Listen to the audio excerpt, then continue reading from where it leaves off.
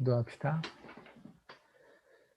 주님 감사합니다. 저희를 또 말씀 앞에 세워주시니 감사합니다. 이것이 얼마나 큰 은혜인지 이미 말씀을 듣기 전에도 저희가 깨달아는 일을 내게 해주시고, 무엇보다 말씀을 듣는 과정에 그리고 듣고 나서 그것이 저희를 향하여 저희의 가슴을 후벼 파는 말씀일지라도 그것이 얼마나 은혜인지, 하나님 새끼 됐으니 그 얘기 들을 수 있는, 듣는다라는 걸 알며 더욱더 감사하며 말씀을 취할 수 있도록 해주십시오. 감사합니다. 예수님 이름으로 기도드렸습니다. 아멘. 그 성경에 있는 말씀을 여러분이 이렇게 읽다 보면, 그 설교를 듣다 보면, 일단 제 설교를 듣다 보면 매일 결론이 똑같죠. 그렇죠. 그래서 어떤 분들은 그럴 거예요. 들으면서 어차피 뻔한 소리야. 그러니까 그게 광야 백성들이 만나를 먹다가 지친 이유예요. 하나님께서 만나를 계속 만나 1, 만나 2 이런 식으로 해서 40년 동안 계속 다른 식의 만나를 주셨다는 기록이 없죠. 하나님은 만나를 딱 그냥 가시 모양으로 만들어진 거, 좀 달달한 거, 꿀같이 달달한 거를 가지고 40년 동안 그들에게 아침, 점심, 저녁으로 주셨거든요. 그거만 먹었어요. 그러다가 그게 지겨우니까 그 고기 달라고 그랬다가 그 고기를 다 먹고 입에 넘기기도 전에 고기가 이빨에 껴있을 때 하나님 뒤통수를 치었다고 말씀하시잖아요. 근데 요한복음에 보면 주님께서 오병이의 기적을 일으키고 나서 뭐라고 그러셨냐면, 그때 내가 줬던 그 만나가 바로 나의 살을 말하는 거야 라고 얘기를 하시죠. 그러니까 결국 우리가 이 땅에서 먹고 사는 것은 하나님의 말씀을 먹고 사는 거죠. 예수 그리스도의 피고 살이신 그 말씀을 먹고 사는 건데, 그런데 광야의 백성들이 지겨웠던 건 뭐냐면 맨날 똑같은 만 말씀한다는 거예요. 예수의 살에 관한 이야기, 예수의 피에 관한 얘기가 하는 게 너무너무 지겨운 거죠. 좀 다양한 얘기를 해줬으면 좋겠는데, 다양한 음식을 좀 줬으면 좋겠는데, 너무 한 가지 음식으로만 40년 동안 좀 얼마나 물리겠냐 이 얘기잖아요. 근데 이것이 사실 설교자들에게는 많은 유혹이에요. 왜냐하면 매일 같은 얘기, 매주 같은 얘기를 한다는 것이 성도가 얼마나 지겨울까를 왜 모를까요? 말하는 사람은 안 지루할까요? 그렇지 않아요? 말하는 사람도 뭔가 좀 다양한 얘기를 하면 좀 좋겠는데, 성경은 처음부터 끝까지 예수에 관한 책이거든요. 주님이 직접 말씀하셨잖아요. 성경은 예수에 관한 책이라고. 그럼 예수에 관한 책을 나누면서 예수 이야기하는 건 당연하죠. 근데 예수의 무슨 얘기를 해야 될까요? 예수에 관한 책이라고 한다면 예수에 관한 이야기를 해야 될 텐데, 그럼 예수의 무슨 얘기를 해야 될까요? 무리를 걸으셨다? 오병이어를 하셨다? 중요하죠. 근데 주님이 이 땅에 오신 목적이 뭐예요? 십자가에 달려 죽으시면 우리를 구원하시려고 이 땅에 오셨다고 주님 스스로 말씀하셨잖아요. 그럼 결국 예수의 이야기를 한다는 것은 예수님이 이 땅에 오신 목적에 관한 이야기를 하는 거죠. 그분에 관련된 에피소드에 관한 이야기, 에피소드처럼 보이는 얘기들을 하는 거지만, 사실은 이렇게 생각하시면 어떨까 싶어요. 예수님이 하신 모든 것, 어떤 30 넘는 시간 동안의 삶 동안에, 특히 공생의 3년 반 동안 하셨던 삶들 있잖아요. 그게 십자가에 달려 죽으시는 건 이제 3년 반 후에 3번의 유월절을 거치고 나서 유월절에 죽으세요. 근데 그 전에는 여러 가지 다양한 사역들을 하시죠. 만나기도 하셨고, 기적을 베풀기도 하셨고, 꾸짖기도 하셨고, 여러 가지 하셨어요. 그런데 예수님의 모든 사역에는 결국 주님이 이 땅에 오신 이유가 숨어져 있어요. 그래서 여러분 혹시 시간이 되시면 그 엘토토, 그러니까 이제 그 하늘소망교회에서 나눴던 요한복음의 7가지 기적에 관한 거를 좀 길더라도 한번 여러분이 그 사경의 말씀을 들었으면 좋겠는데, 7가지 기적에 관한 말씀이라고 하지만 사실은 그 하나하나의 기적이 전부 다 예수 그리스도 이 땅에 오신 이유였거든요. 저희가 한번 나눴던 것 중에 예를 들면 첫 번째 기적이 뭐였어요? 요한복음 2장의 가나의 혼례잔치에서 물을 포도주로 바꾸시는 거죠. 그게 첫 번째 기적이에요. 그런데 그 기적이 무엇에 관한 말씀이에요? 결국 주님은 이 땅에서 사람들이 손을 닦음으로써, 자기네들이 율법을 지켜서 자기네들이 몸을 닦음으로써 구원을 받겠다라고 하는 그런 잘못된 믿음을 다 폐하시고, 주님이 이 땅에서 포도주, 주님의 그 피를 다 흘리심으로써 우리를 구원해 내시겠다. 그래서 우리를 신부로 맞이하시겠다. 우리에게 결혼식을 선포하시는 거예요. 공식적으로 주님이 우리에게 프로포즈하는 장면이 요한복음 2장의 가나의 혼례잔치예요. 내가 너랑 결혼할 거야. 너 나의 신부 될 거야. 너는 호세아서에 나오는 고멜과 같은 그런 여인이야. 너는 사마리아 여인처럼 5명의 남자를 거치고 지금 6번째 남자랑 살고 있는 여자야. 누가 봐도 그렇게 합당해 보이거나 옳아 보이지 않는 여자야. 너는 기생나합이야. 맞아. 그런데 내가 너를 신부로 삼기로 내가 결정했다는 거야. 창기를 신부로 맞이할 결정하셨다는 거예요. 그거를 세상에 다 공표하시는 거예요. 세상의 모두에다가 더 뭐라고 하냐면 페로기는 나의 신부야 라고 공표하시는 거예요. 사단이 들을 수 있도록. 사단이 얼마나 어이없을까요? 그럴 리가요.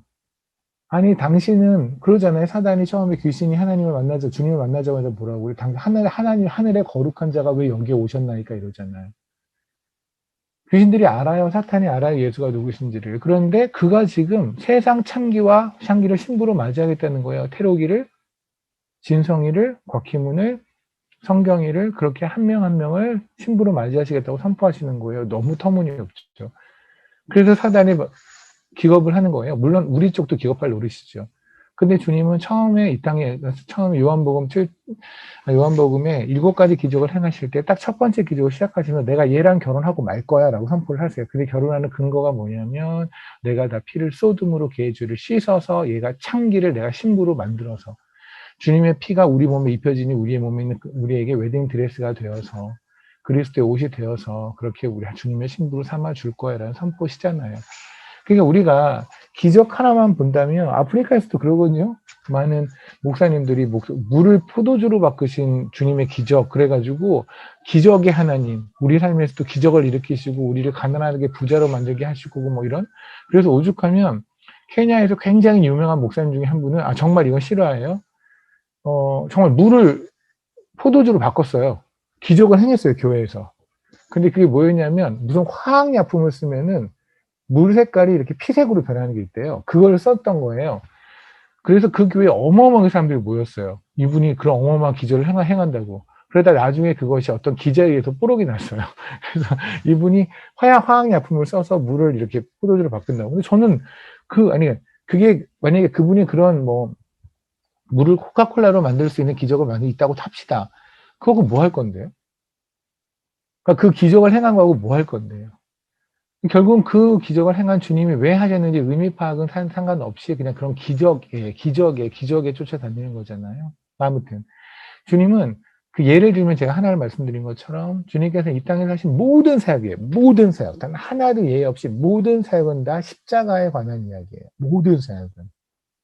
그러면 성경 전체가 예수 그리스도에 관한 얘기라고 했다면 우리도 마찬가지로 성경에서 전체에서 십자가를 봐야 되고 예수 그리스도를 봐야 되는 건 당연한 거 아닙니까? 그죠? 그런데 성경에서 말씀을 예수 그리스도로 결론을 맺는 거 그렇게 십자가에 죽으신 예수님에 대한 이야기를 결론을 맺으면 오늘도 우리는 또 우리 목사님은 똑같은 얘기를 하셨군요 라고 할 수도 있는데 만약에 여러분이 그렇게 지겨운 얼굴을 하게 되면 설교자들이 유혹에 빠져요. 그러면 이제 결론적으로 쓸데없는 얘기를 하게 돼요. 그래서 어느 교회를 가보면 얘기가 어느 날에는 예수 얘기를 하는데 어느 날에는 이 땅에서 어떻게 하면 복 받고 사느냐, 뭐 고객을 뭐 세상을 어떻게 기쁘게 하고 하느냐, 또 어떤 때는 뭐 보수가 어떻고 진보가 어떻고 이런 얘기만 하고, 그러니까 교회인데 설교자인데도 불구하고 맨 딴소리, 굉장히 다양한 한 달에 4번의 설교를 한다면 4번의 설교에서 그냥 다양한 얘기를 하고자 하는 유혹에 휩싸인단 말입니다. 왜? 성도들이 지겨워하니까. 여러분의 설교자들, 여러분의 목사님들이 설교하는데 거짓을 얘기하거나 성경에서 원하지 않는 하나님 원하지 않는 말씀을 전하도록 여러분이 그렇게 죄짓도록 여러분 유도하지 않으셨으면 좋겠어요. 우리는 결론 그러잖아요. 우리 그거하고 똑같아요. 여러분 어떤 그 드라마를 보면 결론 뭐예요? 잘생긴 남자하고 잘생긴 여자가 결혼한다가 결론 아닙니다. 다 알지 않아요? 여태까지 그 TV 나오는 드라마 중에서 그러지 않았던 경우가 거의 없잖아요. 내용 다 알아요. 근데 손에 땀을 쥐고 보죠. 내용 다 알잖아요. 내용 다 알면서도 왜 그렇게 우리는 손에 땀을 따내지 않을까요? 슈퍼맨 같은 영화 나와보세요. 슈퍼맨 살아요. 걔는 끝까지 빤스 입고 살아요. 걔는 알아요 우리는. 그런데 손에 땀을 쥐고서 그걸 봐요. 우리는 세상에서는 맨날 똑같은 결론이 나는 거에 대해서 아무런 저항이 없이 아무렇게 지루하지 않고 그걸 손에 땀을 쥐고 보는데 성경의 말씀은 같은 결론이 나오면 지겨워해요. 참 웃긴 거죠. 맨날 우리 밥 먹지 않아요? 밥 먹잖아요. 똑같은 밥을 먹잖아요. 다양한 곳에서 사는 우리 대한민국 사람들이잖아요. 그죠? 근데 우리가 전부 다 먹는 밥은 다 밥 아닌가요? 근데 지겹지 않잖아요. 그런데도 불구하고 왜 하나님이 주신 이 영의 양식인 말씀은 결론이 예수로 난다는 것이 왜 지겨울까요? 진짜 그러지 않으셨으면 좋겠어요. 그래서 더욱더 예수로 결론나는 말씀, 그 십자가로 결론나는 말씀을 여러분이 들으려고 애쓰고 전하려고 애쓰고 전하도록 여러분이 더욱더 그렇게 그런 눈빛을 설교자들한테 보냈으면 좋겠고, 설교자도 감히 그냥 제가 주제 넘은 말씀이지만 성도들이 지루해하는 그런 걸 보지 마시고 그냥 하나님의 그 예수 그리스도의 이야기, 십자가 이야기를 과감히 선포했으면 좋겠습니다. 이 얘기는 뭘까요? 오늘도 결론이 같을 거란 얘기예요. 같은 결론인데, 그런데 문제는 뭐냐면 30절의 말씀을 여러분이 딱 읽었을 때 감이 오셨나요? 약간 우리 묵상은 다 해보셨어요, 그죠? 의인은 영영이 이동되지 아니하여도 악인은 땅에 거하지 못하게 되느니라. 뭘까요, 이게? 뭘까요? 그러니까 뭔가 올 듯 하면서 뭔가 감이 오지 않는 말씀 같은데, 사실 이 말씀은 지난 시간에 우리가 나눴던 말씀과 매우 맥이 같은 말씀인 거를 묵상하고 나니 알겠더라고요. 천천히 한번 볼 텐데, 아마, 말씀을 보다 보면 여러분도, 이게 이런 뜻이었어? 라고 아마 깜짝 놀래요. 우리 여태까지 잠언서 말씀 들으면서 그런 경우 많이 있었잖아요. 오늘도 그렇게 되지 않을까 싶습니다. 일단은 기본적으로, 여기는, 이동된다라는 말을 했는데, 그 해석이 저는 옳지 않다고 생각해요. 아니, 이동된다라는 표현은 우리가 이렇게 생각하지 않을게 뭔가 움직여지지 않는, 그죠? 그죠? 이렇게 의인이 있다면 의인은 영영이 이렇게 A라는 곳에서 B라는 곳으로 움직여지지 않는다. 이렇게 지금 여러분 이해가 되지 않나요? 저는 그렇게 이해가 됐거든요. 이동된다라고 했으니까. 맞다면 고개 끄덕끄덕.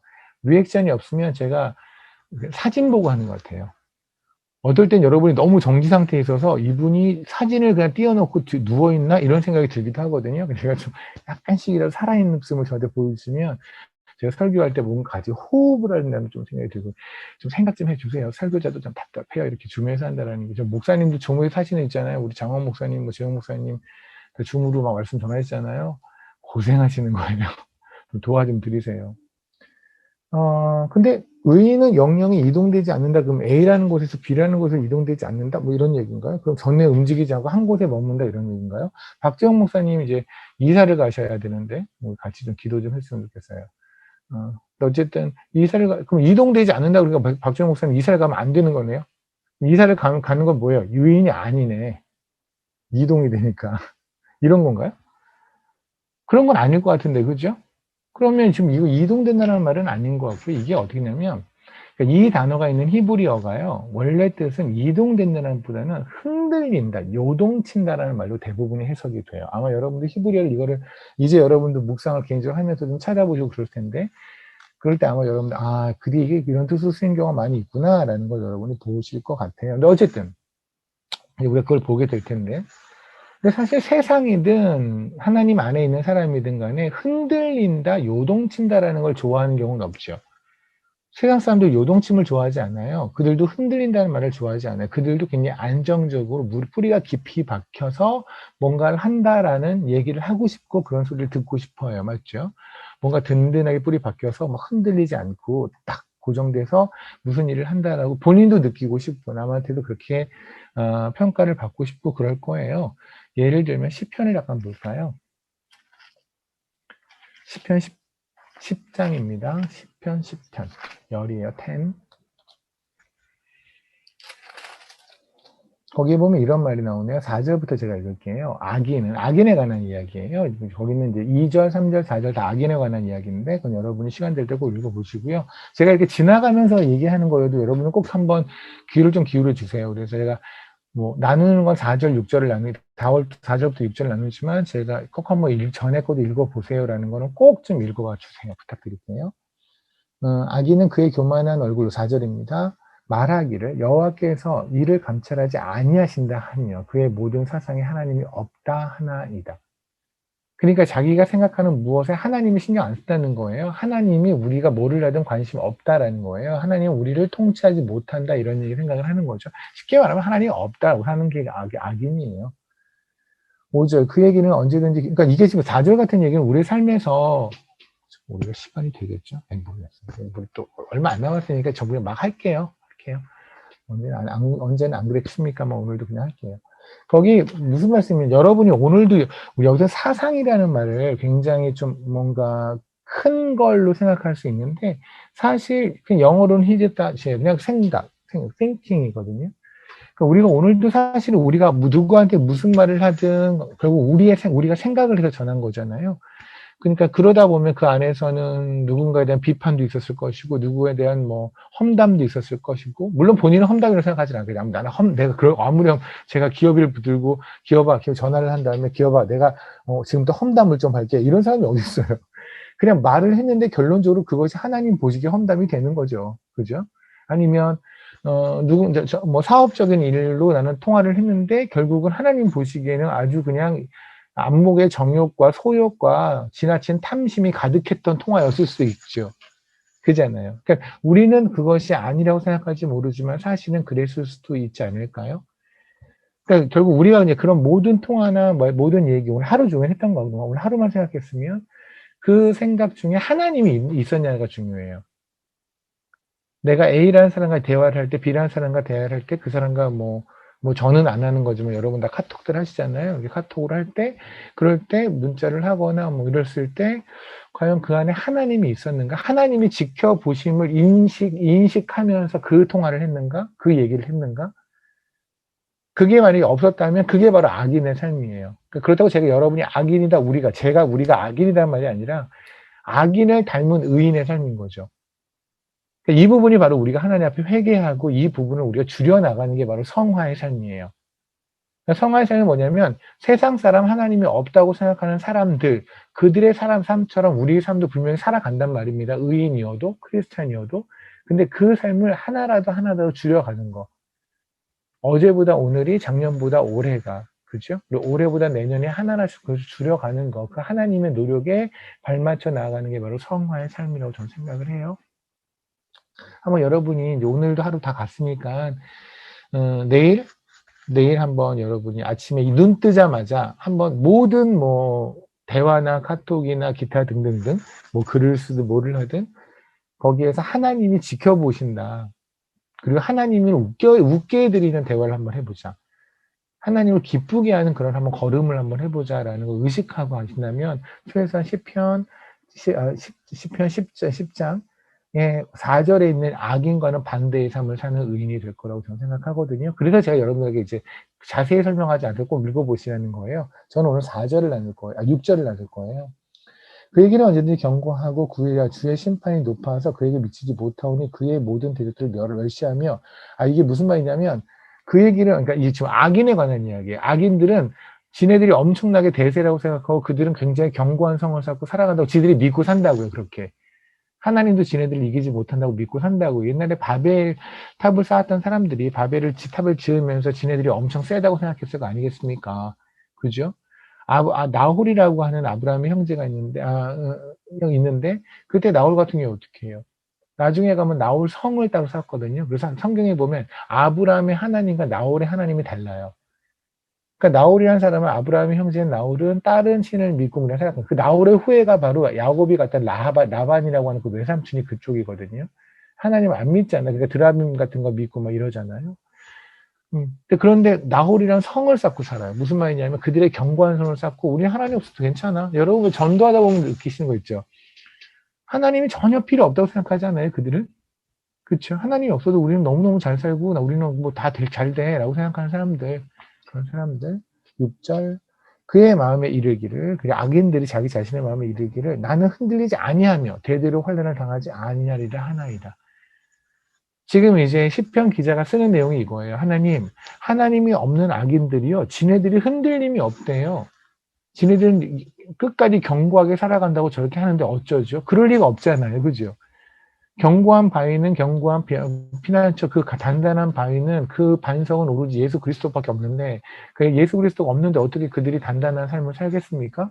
그들이 어떻게 요동치 않겠습니까? 계속 요동치는 삶을 살 수밖에 없겠죠. 그죠? 마치 바다 위에 떠있는 부표와 같은 근데 그 부표도 끝에가 묶여있지 않은 부표. 그러면 어디론가 그냥 바다 위에 풍선 하나 더 있다고 생각하시면 되죠. 그럼 어디론가 떠다니는데 풍선 입장에서는 지금 여행한다고 생각하는 거죠. 바다에 있는 돛담배가 있다고 생각해 보세요. 그럼 지들은 여행한다고 생각해요. 그런데 그걸 저 위에서 보면 뭐예요? 얘는 정처 없이 떠다니는 거 아닙니까? 그죠? 자기는 이걸 모험이라고 생각할지 모르지만 위에서 보면 뭐예요? 그건 요동치는 거고 흔들림이 가득한 삶 아니겠습니까? 어디로 가는지도 모르는 거. 개미들하고 똑같죠. 개미들처럼 사실 세상은 어떠한 목표점이 없어요. 어떠한 목표점이 없이 참새처럼 돌아다니는 거예요. 그냥 계속 돌아다녀요. 목표가 뭘까요? 그다음에 물어보세요. 여러분의 친구들한테 세상 사람들한테, 그러니까 아직까지 그리스도가 없는 사람한테 물어보세요. 목표가 뭔지. 매년 바뀔 거예요. 돈을 버는 걸 거예요, 아마. 얼마까지? 많으면 많을수록 좋은데, 뭐, 당장은 한 10억은 벌고 싶어. 그 다음에 20억 벌고 싶어. 목표가 없어요. 그러면 20억 벌고 100억 번 사람한테 물어보세요. 그 다음 목표가 뭐냐고. 그러면 별거 없어요. 좀 더 벌고 싶거나 아니면 이거를 조금 좋은 데 쓰고 싶거나 그냥 그러고 사는 거예요. 예전에는 탁구 치고 놀았다가 이제는 골프 치고 노는 것밖에 바뀌어진 게 없어요. 예전에 몸 빼고 살다가 이제는 뭐 비싼 옷 입는 거, 비싼 옷 좀 입고 사는 것밖에 차이 없어요. 예전에 버스 탔는데 지금은 뭐 비싼 차 벤츠 몰고 다닌다는 것밖에 차이 없어요. 벤츠 몰고 다니는데도 양이 안 차잖아요. 그러니까 별짓을 다 하고 사는 거야. 목표가 없으니까. 그죠? 그런데도 불구하고 그들은 뭐랬냐면 자기네가 흔들림이 없다, 요동치 않는다고 생각해요. 왜? 세상 사람들은 조차도 흔들림이 있는 삶을 별로 좋아하지 않거든요. 그렇다면 당연히 크리스찬들은 이미 우리는 흔들림이 없는 삶을 살아야 되는 게 마땅한 사람들이잖아요. 그죠? 그렇죠? 왜냐면 우리는 흔들리지 않는 반성인 예수 그리스도 위에 서 있으니까. 근데 문제는 뭐냐면 우리의 삶이 흔들린다는 거예요. 오늘 제가 그 말씀을 나누고 싶은 거예요. 지금 잠언서 10장 30절의 말씀 뭐냐면 의인은 영원히 흔들리지 아니하여도 이 말이에요. 이동치 아니하던 게 무슨 말이냐면 흔들리지 않고 요동치 아니하여도 이렇게 하면 좀 더 이해가 되시죠? 영영이 이동치 아니하여도 그러니까 좀 이상하잖아요. 근데 영영이 흔들리지 아니한다 그럼 이해가 될 거예요. 요동치 아니한다. 근데 이 말씀을 듣고 굉장히 좀 불안하지 않습니까? 예를 들어서 하나님께서 크리스찬은 100점을 맞아야 해. 근데 나는 지금 현재 스코어 50점을 맞고 있다면 난 크리스찬이 아닌가? 이런 생각할 수 있잖아요. 맞죠? 예를 들어서 하나님께서 크리스찬은 절대로 어떤 물건을 봤을 때 욕심이 생기면 안 돼. 내 거가 아닌 뭐 다른 걸 욕심이 생기면 안 돼. 그럼 그 얘기를 들을 때 기분이 좋으세요? 아니잖아요. 나 그럼 크리스찬 아니네. 나는 오늘도 욕심꾸러기였는데. 그죠? 크리스찬은 절대로 자기가 가진 걸 언제든지 나눌 마음이 있어야 돼. 나는 오늘도 우리끼리만 먹고 싶었는데 그냥 오늘 닭 한 마리 했는데 옆집 뭐 삼촌이 놀러 온다고 그래가지고 잠시 내일 오라고 했는데 오늘 오면 같이 나눠 먹기 좀 그래서 우린 그렇지 않나요? 그렇잖아요. 내가 가진 재산, 내가 가진 무엇 진짜 누가 보기엔 정말 너무나 많은 재산을 가졌어요 이미. 너무나 많아서 저 사람한테 저거는 그냥 뚝 뛰어갖고 하나님이 했으면 좋겠는데 근데 그거를 못하는 걸 보면 너무 안타깝고 막 이렇죠. 그죠? 근데 만약에 하나님께서 너 나누지 못하면 넌 크리스찬 아니야 라고 한다면 우와 난 크리스찬 아니네. 그러니까 지금 여기 있는 말씀이 그래요. 의인은 영영이 이동치 아니한다. 다시요. 의인은 영영이 요동치 아니한다. 이렇게 결론 내버리시면 우리는 이건 성경을 덮어야죠. 우리는 크리스찬이 아닌데 우린 다 지옥 갈 거예요. 현재 스코어. 그럼 또 노력을 해야 되나요? 열심히 노력해서 흔들리지 않는 삶을 살면 되는 건가요? 그렇기 때문에 뭐가 문제가 되냐면 기독교의 기본 교리가 깨져버려요. 기독교의 기본 교리는 뭐예요? 우리가 무엇을 해서 구원을 받는 게 아니라는 거죠. 그러니까 내가 마음을 다 잡아서 내 마음을 요동치 않고 어떤 일이 벌어져도 내가 평정심을 유지하고 calm down 한 상태에서 딱 이렇게 나아가면 그러면 의인이 되고 그러면 크리스찬이 되는 거라고 한다면 스님들이 되셔야죠. 그죠? 요가 대가들, 요가 마스터들, 그들이 돼야죠. 무슨 일이 있어도 다리 여기가 올리고 막 엉덩이로 걸러다니고 그런 분들 있잖아요. 그죠?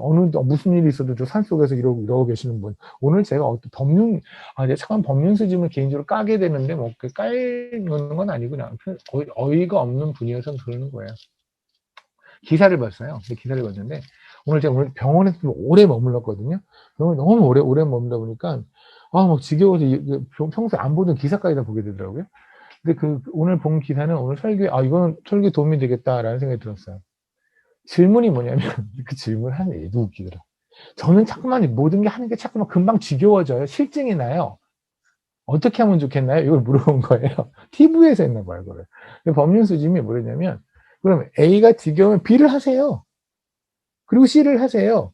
하다 보면 안 지겨운 게 발견될 거예요. 그게 뭔 소리야. 그게 무슨 소리예요. 그게 무슨 말 같지도 않은 대답이에요? 그랬는데 그 밑에 댓글들이 화려해요. 역시 법륜. 저는, 얘네들이 무슨 IQ 3에서 5 사이에 대한가? 전 나름 기대를 했어요. 저 자꾸만 모든 게 금방금방 실증 나고 지겨워져요. 어떻게 하면 좋겠나? 저 왜 이러죠? 그 질문에 뭔가 그럴 리가 없는데 명쾌한 답을 줄 수 없잖아. 이 사람 예수가 없으니. 그런데도 그래도 불구하고 제가 정말 기사를 보다가 손을 이렇게까지 가까이 와서 뭐라고 그랬냐 그랬더니 그냥 하세요. 그러다가 결론적으로 하다가 보면은 여러분이 지겹지 않고 계속 하고 싶은 일을 발견하게 될 거예요. 그 일을 하시면 됩니다. 이런 말 같지도 않은 소리를 하는 게 세상이잖아요. 답이 없잖아요. 그렇죠. 그런데 문제는 뭐냐면 우리가 그런 세상에 살짝 매력을 느낀다는 거죠. 그죠? 그냥 요동치고 아무런 답도 없이 막 하는 거예요. 그죠? 근데 어쨌든 간에 그런 요동치는 세상에 살다 보니 우리의 삶은 요동치는 삶이 많이 된단 말입니다. 그런데 답을 성경에서 뭐랬냐면 의인은 영원히 영영이 everlasting 영원히 요동치지 않는다고 하신다는 분들 어떻게 돼요? 다 크리스찬이 아닌가요? 그 말이 아니라고 말씀을 드렸어요. 수차례 말씀을 드려서 이 얘기는 우리가 크리스찬인 건 변함이 없어요. 우리가 하나님께 의인이라 불려진 건 변함이 없어요. 다만 우리의 삶이 요동치고 있다면, 흔들리고 있다면, 안정을 누리고 있지 않다면, 그죠? 그냥 코에 걸면 코걸이라는 A라는 답과 B라는 답과 C라는 답을 그냥 계속해서 이게 요동치는 거예요. 그러니까 어저께는 돈이 답이었고 오늘은 명예가 답이었고 뭐 이런 거 있죠. 오늘은 A라는 사람이 답이고 내일은 B라는 사람이 답이고 이렇게 요동치는 삶. 이게 예수가 없는 삶이거든요. 이해되세요? 오케이. 그럼 예수가 있는 삶인 우리는 그러지 않아야 하는 게 주님이 말하신 만점의 삶이란 말입니다. 하지만 우리의 삶은 주님이 말하는 만점의 삶에 비해서 너무나 100점이 만점이라면 마치 1점 내지는 2점 정도의 삶을 살아가니 이제 주님이 원하는 만점의 삶을 살아가 보자라고 주님께서 하시는 선포예요. 주님이 그렇게 만들어 가시겠다는 얘기죠. 근데 문제는 뭐냐면 그럼 우리가 왜 요동치냐는 거예요. 요동치면 안 되는 게 우리 수준이잖아요. 그죠? 우리는 요동치면 안 돼요. 그게 하나님 쪽에서 말씀하시는 건데 왜 우리는 요동을 치느냐? 그렇다면 우리가 요동을 치는 이유에 대해서 오늘 나누면 다시 얘기하면 우리가 어떻게 하면 요동을 치지 않는지를 우리가 알 수 있겠죠. 물론 이렇게 말씀을 들어도 결국 요동치는 삶이 또 마찬가지로 그렇게 되겠지만 그래도 한 번은 줄어들지 않겠습니까? 조금 나아질 것이고 초당 원인은 아는 거니까. 근데 안타까운 건 많은 크리스찬들이 저를 포함해서 우리들이 무슨 문제가 일어나는데 이 문제가 일어나는 원인을 모른다는 거죠. 원인을 모르니까 자꾸만 잘못된 진단을 받게 되는 거예요. 그러니까 자꾸만 세상에 있는 학문을 갖고 들어오는 거죠. 세상에 있는 학문들을 갖고 들어와서 자꾸만 세상의 것으로 크리스찬들을 진단하려고 하고 뭐 이렇게 하잖아요. 뭐 이런 거 있죠. MBTI 같은 거. MBTI 혈액형 이런 걸로 사람들 해갖고 뭐 혈액형이 뭐예요? 저는 목사님들 만나도 목사님들 혈액형 자주 물어보더라고요. 인간의 종류가 4종류 같으세요? 그 혈액형 좋아하는 사람이 일본 사람들이 혈액형 무지하게 좋아하거든요. 근데 MBTI 이런 거 심리학 이런 걸 갖고 들어서 사람들 막 그런 거 있잖아요. 뭐 종이에다 뭐 써라 그래서 니는 A는 A 누구는 A 유형, 누구는 B 유형 이렇게 이게 자꾸만 뭐냐면 인간이 하나님이 말씀하신 너희는 그냥 쓰레기야. 니네한테는 아무런 의의가 없어. 선한 게 없을 때 하나도 없다라는 얘기를 부인하기 위한 것이 소위 심리학의 출발이거든요. 사람의 종류는 여러 가지예요. 여러 가지는 뭐냐면 아주 쓰레기 있지만 좀 덜 쓰레기도 있고 덜 쓰레기도 있고 괜찮은 애도 있고 요게 출발점이라고요. 근데 그런 걸 갖다가 이제 사람들이 진단을 하는 거예요. 교회에서도. 그러니까 문제가 엄청 커지는 거죠. 기본적인 기독교의 교리를 부셔버리게 되는 거니까. 그죠?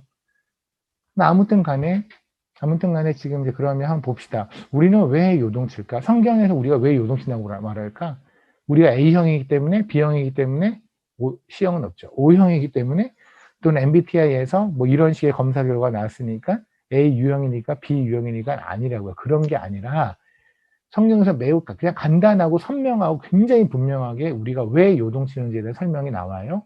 이 답은 세상 어느 학문에서도 발견될 수 없는 세상에서 아무리 유능한 심리학자든 아무리 유능한 정신분석학자든 아무리 유능한 누구여도 이거에 대한 답을 알 수 없는 그들이 그거 알려고 평생 동안 한 거예요.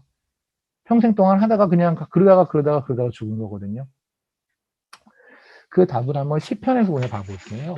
시편 15편입니다.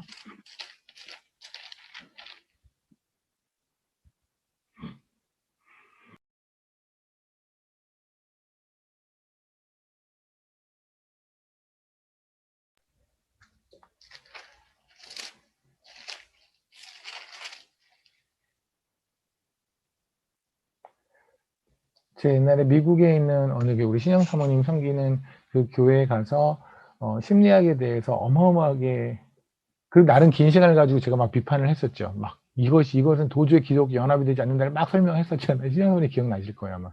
근데 제 코앞에 스탠포드에서 심리학 박사과정을 받고 있는 사람이 있었던 거예요. 성도로. 아, 그때 등골이 오싹함?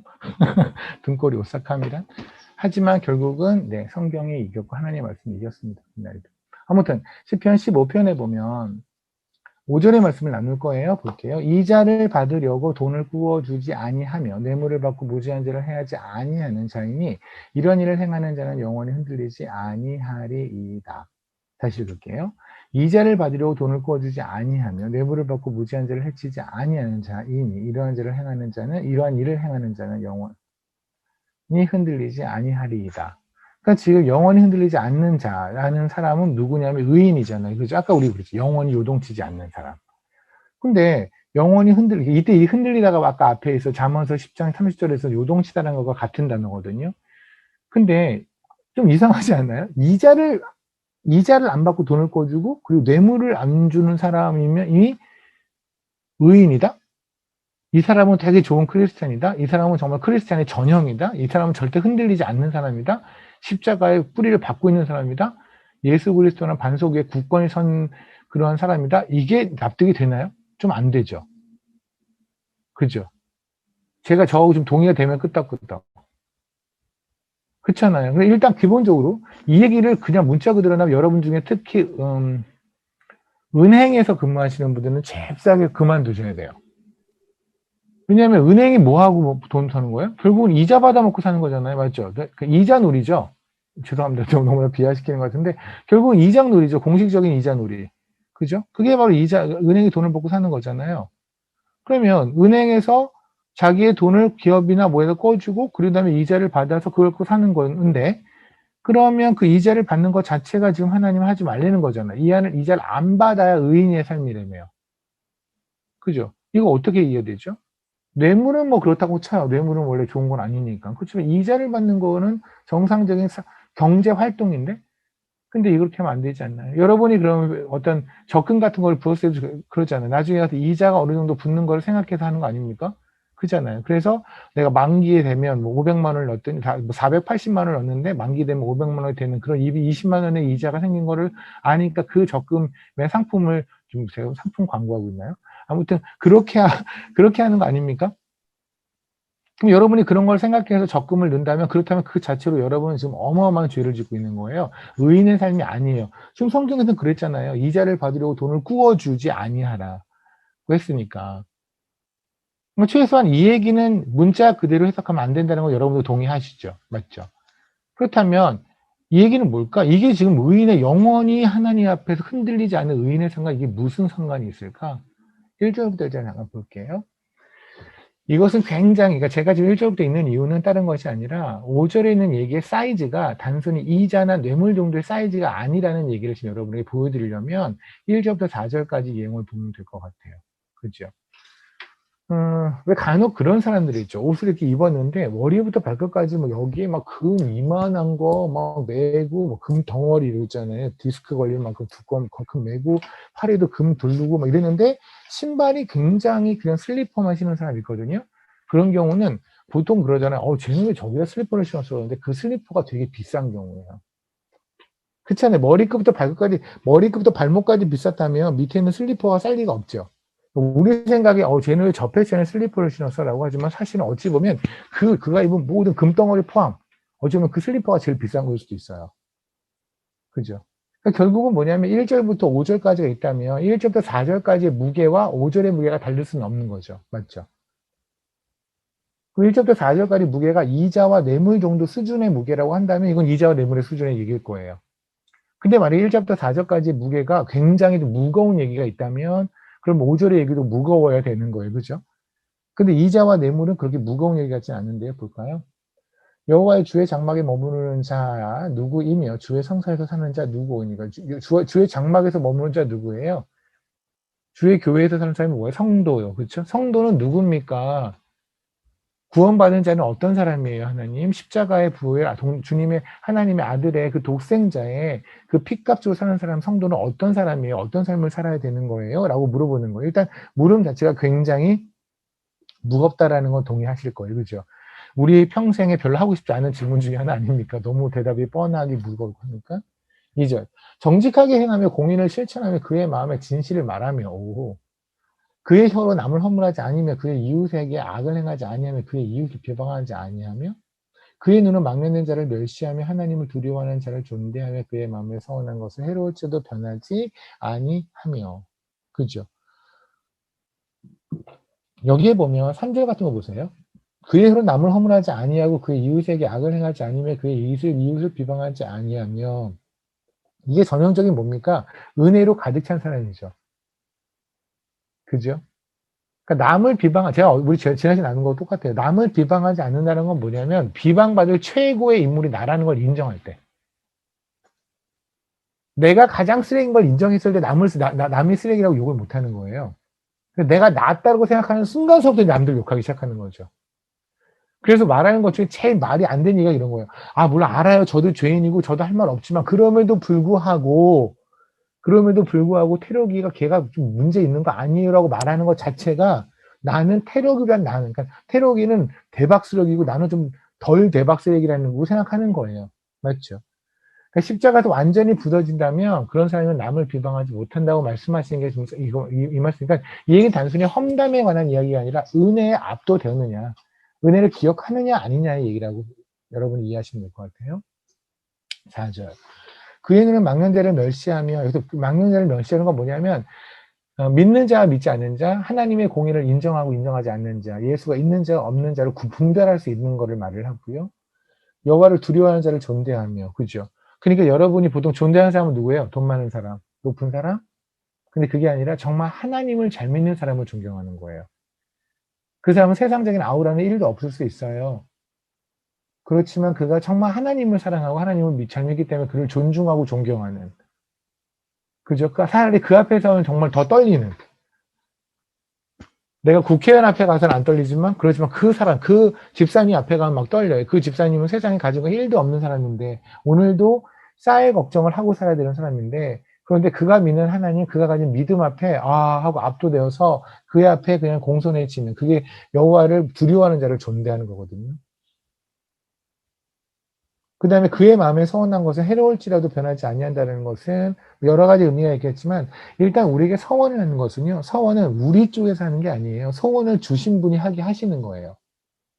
그래서 말씀에 그러잖아요. 서원을 주신 분이 행하신다라고 말씀하시죠. 이루신다고 하죠. 그래서 우리에게 서원을 주신 분이 일하시도록 나를 내어드리는다는 얘기겠죠. 어쨌든 얘기 길어지니까. 일단 1절부터 4절까지 얘기가 굉장히 무거운 얘기인 건 아시겠나요? 은혜를 알아야 하고 하나님, 우리 성령 하나님이 우리 안에서 마음 주시고 말씀으로 인도하시는 삶. 그래서 그 삶을 살겠습니다라고 결단했죠. 우리 왜 지난 화요일날 많은 결단들 했었잖아요. 맞죠? 개개인이 말씀 듣고 결단하고 소음 모임에 결단하면서 그래 그렇게 할게요를 결단했어요. 그 결단 여러분이 하신 거 한 거 아니에요. 여러분 안에는 하나님의 산책으로 하신 거거든요. 그걸 살아내자는 얘기예요. 그죠? 그래서 하나님이 살아내시도록 우리를 삶을 이끌어 가시도록 내어 드리자는 거예요, 삶을. 그럼 1절부터 4절까지 진짜 무서운 이건 삶 다 던져야 되는 얘기죠. 맞죠? 하다못해 마음에 안 드는 사람을요, 그 사람에 대해서 단 하루도 욕을 안 하는 것만 해도 어마어마한 헌신이 필요해요. 진짜로요. 아시잖아요. 싫은 사람을, 그 사람한테 이걸 위해서 하다못해 그냥 밥이라도 한 끼 같이 먹는 그 순간이요, 어마어마하게 에너지가 쏘이는 순간인 거 여러분 아시잖아요. 사실 이거 1절부터 4절까지 얘기는요, 굉장히 무거운 얘기예요. 말 그대로 은혜를 기억하는. 근데 5절에 이게 갑자기 이자를 받으려고 돈을 꿔주면 안 되는 거고 뇌물을 주면 안 된다? 근데 네가 뇌물 안 주고 안 받고 그리고 이자 같은 거를 생각 안 해서 돈을 꿔준다면 그러면 너는 의인이야. 그렇다면 지금 5절 얘기는 너무나 뜬금없는 건 여러분 이해하시겠습니까? 제가 1절부터 4절까지를 왜 읽었는지 아실 것 같아요. 그렇죠? 1절부터 4절까지는 굉장히 무겁고 비싼 얘기였어요. 그런데 그에 비해서 5절은 그냥 싸 보였어요. 그렇다면 5절이 싼 것이 아니라 사실은 5절은 무지하게 비싼 건데 우리 눈에 싸 보였던 거죠. 그럼 우리 눈에 싸 보였던 이 5절은 어떤 의미가 있을까요? 그러니까 지금 여기서 그러잖아요. 이자를 꿔주지 않는 건 요동치지 않는 거. 그럼 뭘까? 이자를 받고 돈을 꿔주는 건 요동치는 삶인 거죠. 맞죠? 맞잖아요. 뇌물을 주지 않는 것이 흔들림이 없는 삶이에요. 그럼 뇌물을 주는 삶이면 흔들리는 삶인 거죠.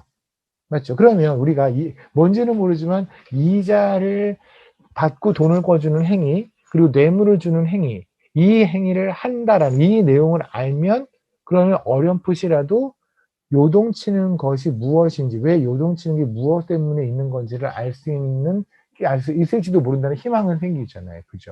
그래서 한번 이 말씀을 봐볼게요. 이 말씀을 보는데, 일단 5절에는 그 이자라고 돼 있잖아요. 근데 사실 그 이자라는 말이, 원래는 그 히브리어에서 이자라는 뜻이 있는 단어가 있어요.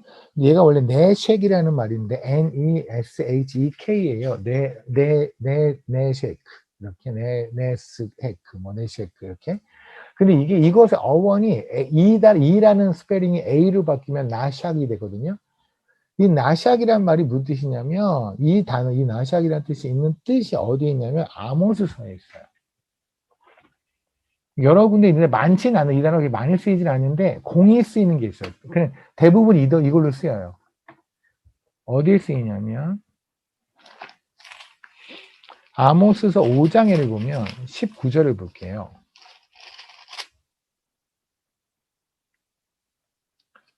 제가 읽겠습니다. 마치 사람이 사자를 피하다가 곰을 만나거나 혹은 집에 들어가서 손을 벽에 대었다가 뱀에게 물림 같도다. 여기서 뱀이 물다란 말이 있죠. bite. 뱀이 무는 거. 그러니까 원래 이 단어는요, 이 나샥이라는 단어는 물단 뜻이에요. 물다란 뜻인데 성경에서 이 단어는 대부분이 뱀이 물다라는 데 쓰여요. 일단 아모스 5장 19절에서 지금 우리가 뱀의 물림과 같도다라는 말을 일단 보셨죠? 똑같이 아모스서 9장을 보실래요? 아모스 9장 1을 보면 갈매산 꼭대기에 숨을지라도 내가 거기에서 찾아낼 것이요 내 눈을 피하여 바다 밑에 숨을지라도 내가 거기에서 뱀을 명령하여 물게 할 것이요. 뱀을 명령하여 문다. 뱀이 문다. 이 단어가 바로 나샥이에요. 이해되십니까? 그러니까 뱀에 물리는 거, 뱀이 무는 거. 그게 이자라는 이 뜻의 어원이에요. 그지 희한하죠. 이자라는 단어의 어원이 그렇다는 게. 그래서 보통 이제 히브리어에서 이것도 이제 조금 히브리어를 조금 더 이렇게 한 단계 좀 자세히 있는 데를 보면 이렇게 돼 있는데 일반적으로 그냥 약간 좀 그냥 러플리하게 돼 있는 그런 히브리어 사전 같은 데는요. 그냥 이 이자라는 단어를 여러분이 딱 검색을 히브리어 들어가면 이자라는 뜻에는 물다란 뜻도 같이 있다라고 보통 나올 거예요. 그만큼 그냥 이 어원은 잘 알려져 있는 어원이에요. 어쨌든. 근데 이게 뱀에 물다란 말이 뭔가 좀 거리감이 생기고 아직 잘 모르겠다. 뭐 저도 아직 잘 모르겠고요. 그런데 이 단어가 어디에 결정적으로 있냐면 여기를 아시면 여러분들이 이해가 되실 거예요. 민수기를 보면 아마 성경을 이제 다 아시는 분들 같은 경우에 제가 민수기를 보면이라고 했을 때 이미 아셨을 거예요. 이 민수기 21장에 보면 하나님께서 이스라엘 백성들에게 진노해서 뱀을 풀죠. 불뱀을 푼 다음에 물게 하시잖아요. 맞죠? 그때 뱀이 물죠. 8절 볼게요. 여호와께서 모세에게 이르시되 불뱀을 만들어 장대에 매달아라. 물린 자마다 뱀에 물린 자. 이게 바이트. 이게 나시악이에요. 그죠? 9절에 봤더니 모세가 노뱀을 만들어 장대 위에 다하니 뱀에게 물린 자. 그죠? 그러니까 우리 이제 여기까지 이런 결론을 낼 수 있어요. 이거 외에도 몇 개가 더 있어요. 그런데 어쨌든 제가 지금 여러분 드리는 말씀 뭐냐면 이자라는 단어가 있는데 이 이자라는 단어에서 뭔가가 지금 나올 건 없는 것 같아요. 근데 이자의 어원이 뱀에 물리는 거예요. 뱀이 물리는 거. 또는 뱀이 무는 거. 어쨌든 뱀이 무는 거. 그러면 뱀이 문다라는 말이 있는 게 지금 민수기 21장에를 보면 어떤 내용이냐면 결국은 그거잖아요. 주님께서 십자가에 달려 죽으셨는데 나중에 요한복음 3장에서 주님께서 민수기 21장을 말씀하시면서 모세 때 광야에서 들려진 그 노뱀이 나다라고 말씀을 하셨잖아요. 그러니까 주님이 직접 뱀이 되어 죽으신 거잖아요. 맞죠? 이해되십니까? 그러니까 결국은 뱀이 되었다라는 건 무슨 말이에요? 뱀이 물었다라는 것은 우리가 뱀이라는 건 사탄 뭐 이런 거 정도는 우리가 다 아는 얘기니까. 그래서 뭔가 사탄에 물렸다라는 의미, 사탄의 밥이 되었다는 의미, 사탄의 종이 되었다는 의미, 사탄화 되었다는 의미, 세상화 되었다는 의미, 뭐 이렇게 충분히 받아들일만 하죠. 주님께서 뱀이 되어 죽으신 건 뭐예요? 결국 마귀의 자녀인 우리가 직접 되어서 죽으신 게 주님이 죽으신 거잖아요. 주님은 십자가에서 고고한 예수 그리스도로 죽으신 게 아니에요. 주님은 철저하게 내가 되어서 죽으셨어요. 세상에서 가장 지저분한 곽희문이라고 하는 뱀 새끼가 되어서 죽으셨거든요. 그래서 장대에다가 주님은 뱀을 달았던 얘기를 보면서 그때 그 뱀이 나야 라고 말씀을 하시잖아요. 그죠? 우리가 왜 뱀 새끼예요? 뱀한테 물렸으니까 뱀 독이 했는데 이 뱀 독 때문에 우리는 사망, 죄의 싹은 사망이라 그 사망의 길을 갈 수밖에 없는 잿덩어리로 그렇게 우리가 살고 있으니 뱀 새끼들 아니겠습니까? 맞죠? 그러니까 여기서 말하는 이자라고 하는 것은 뱀에 물린 상태, 다시 말하면 사단의 독이 들어와 있는 상태가 이자를 받는 거란 말입니다. 이해되십니까? 여러분도 지금 아직까지 이렇게 뭐 기겁하지 마세요. 뭐 여태까지 내가 이자를 좀 받은 적이 있는데 그럼 다 그게 사단의 자식으로서 한 건가요? 뭐 이런 식의 얘기를 하고자 하는 게 아니니까 혹시 그것 때문에 지금 나 빨리 주면서 나가야겠다. 더 이상은 못 듣겠다. 뭐 이런 마음과 그 얘기 절대 1도 아니니까 그 얘기 아닙니다. 그러면 이 얘기는 어디서 보면 될까? 그럼 우리는 이제 여기서 뭘 보면 되냐면 뱀에 물린 거를 보면 돼요. 뱀에 물리면 결국 위험한 건 뭐예요? 뱀에 독이 들어가니까 위험한 거죠. 그죠? 나 뱀에 물렸어. 뱀 이빨 자국이 있어서 무서운 게 아니잖아요. 진짜 무서운 건 이빨 자국이 닿으면서 이빨 안에 있는 독이 쑥 들어가는 이게 무서운 거 아닙니까? 그러니까 뱀한테 물리는 거에 결정적으로 무서운 이유는 독 때문에 그래요. 그러면 독사의 독, 다시 말하면 뱀에 물린, 뱀이 준 독이 어떤 영향을 미치는지를 알면 그러면 우리가 지금 이자를 낸다는 의미가, 이자를 받는다는 의미가 뭔지를 알 수 있겠다. 그렇죠? 그렇게 신명기를 볼게요. 이렇게 말도 안 되는 유추가요, 성경에 성경에 있으니 참 놀랍죠? 저는 이제, 이게 가능한 얘기인가? 가능한 유추인가 싶은데, 성경에 있어요, 이게. 성경 32장을 볼게요.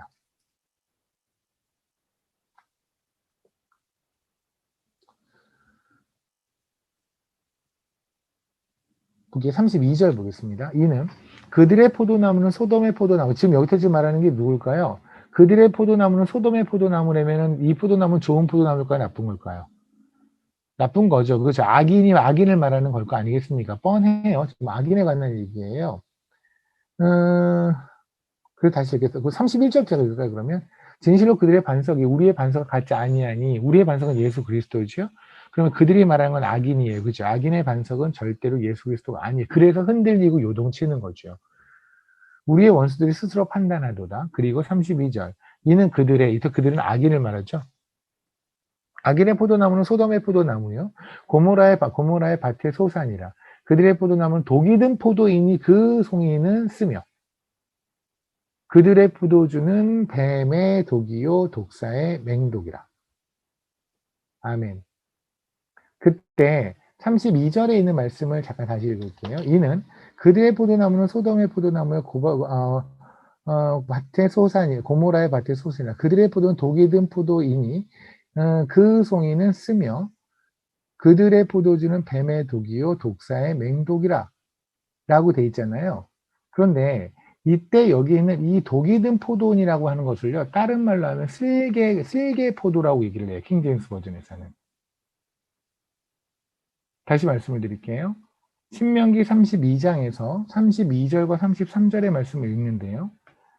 그런데 이 말씀에서 뭐라고 하시냐면 성경에서는 이는 그들의 포도나무는 소돔의 포도나무라고 말씀을 하시잖아요. 그리고 고모라의 밭의 소산이라고 하고 그들의 포도는 독이 든 포도니 그 송이는 그 송이는 쓰며 그들의 포도주는 뱀의 독이요 독사의 맹독이라 라고 돼 있어요. 그런데 이때 어떻게 나오냐면 32절에 보면 킹제임스 버전에 그들의 포도나무는 소돔의 포도나무요 고모라의 밭의 소산이며 그들의 포도는 쓸개 포도니 그들의 송이는 쓰며 라고 얘기 나온단 말입니다. 이해되십니까? 그러니까 다시 말하면 이 얘기예요. 보실게요.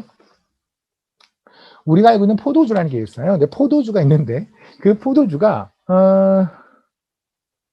쓸개 포도주라는 게 있는 거예요. 지금 성경에 의하면 그게 바로 독이 탄 포도주예요. 뱀의 독이 들어가 있는, 그죠? 거기는 그 33절에 보면 포도주는 뱀의 독이요 그랬잖아요. 그러니까 정리하면 이렇게 되죠. 뱀이 물었어요. 곰이 물어서 그 독이 들어가면 그 독이 바로 뭐냐면 쓸개의 포도와 같다 그 말이죠. 쓸개 포도주와 같다 이 말이잖아요. 이게 뭔지는 모르지만 어쨌든 성경은 더 말이 좀 어렵게 들어간 것 같지만 어쨌든 그렇다는 얘기잖아요. 그죠? 쓸개 포도주는 뭘까요? 제가 이거 설교를 한번 했었죠. 가장 최근에는 지난번 한번 원주에서 오신 지체들하고 같이 모여서 사경을 했을 때 잠깐 한번 나눴던 것도 같은데 다시 한번 반복을 할게요. 마태복음 잠깐 볼까요? 마태복음 마태복음 27장을 보겠습니다.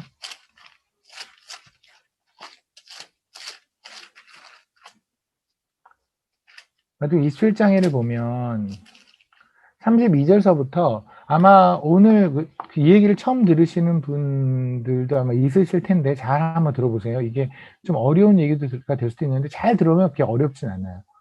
32절에 보면 나가다. 근데 주님께서 십자가에 달리셨어요. 십자가를 지고 걸으시는 장면. 아직 달리진 않으셨어요. 십자가를 걷고 골고다 언덕을 올라가시는 장면이에요. 32절. 나가다가 시몬이나 구레네 사람을 만나며 그에게 즉 예수의 십자가를 억지로 지워 가게 하셨더라. 골고다 즉 해골이라는 해골에 고시는 곳에 이르러. 다시 말하면 주님께서 지금 이렇게 봅시다.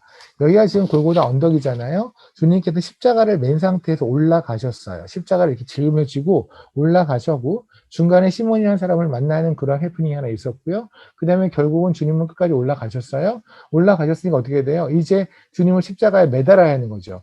십자가 달라면 어떻게 돼요? 십자가를 눕혀야 되죠. 십자가를 눕히고 주님을 그 위에 눕혀서 땅땅땅 하고 받고 십자가를 쫙 하고 올리게 되겠죠. 그죠?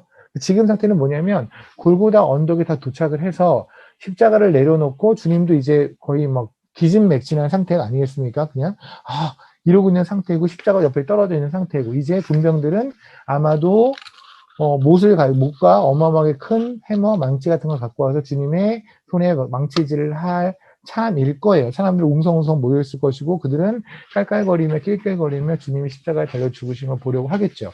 그 옆에는 2명의 강도가 있었고 그들도 마찬가지로 십자가에 달릴 준비가 되어 있는 상태예요. 맞죠?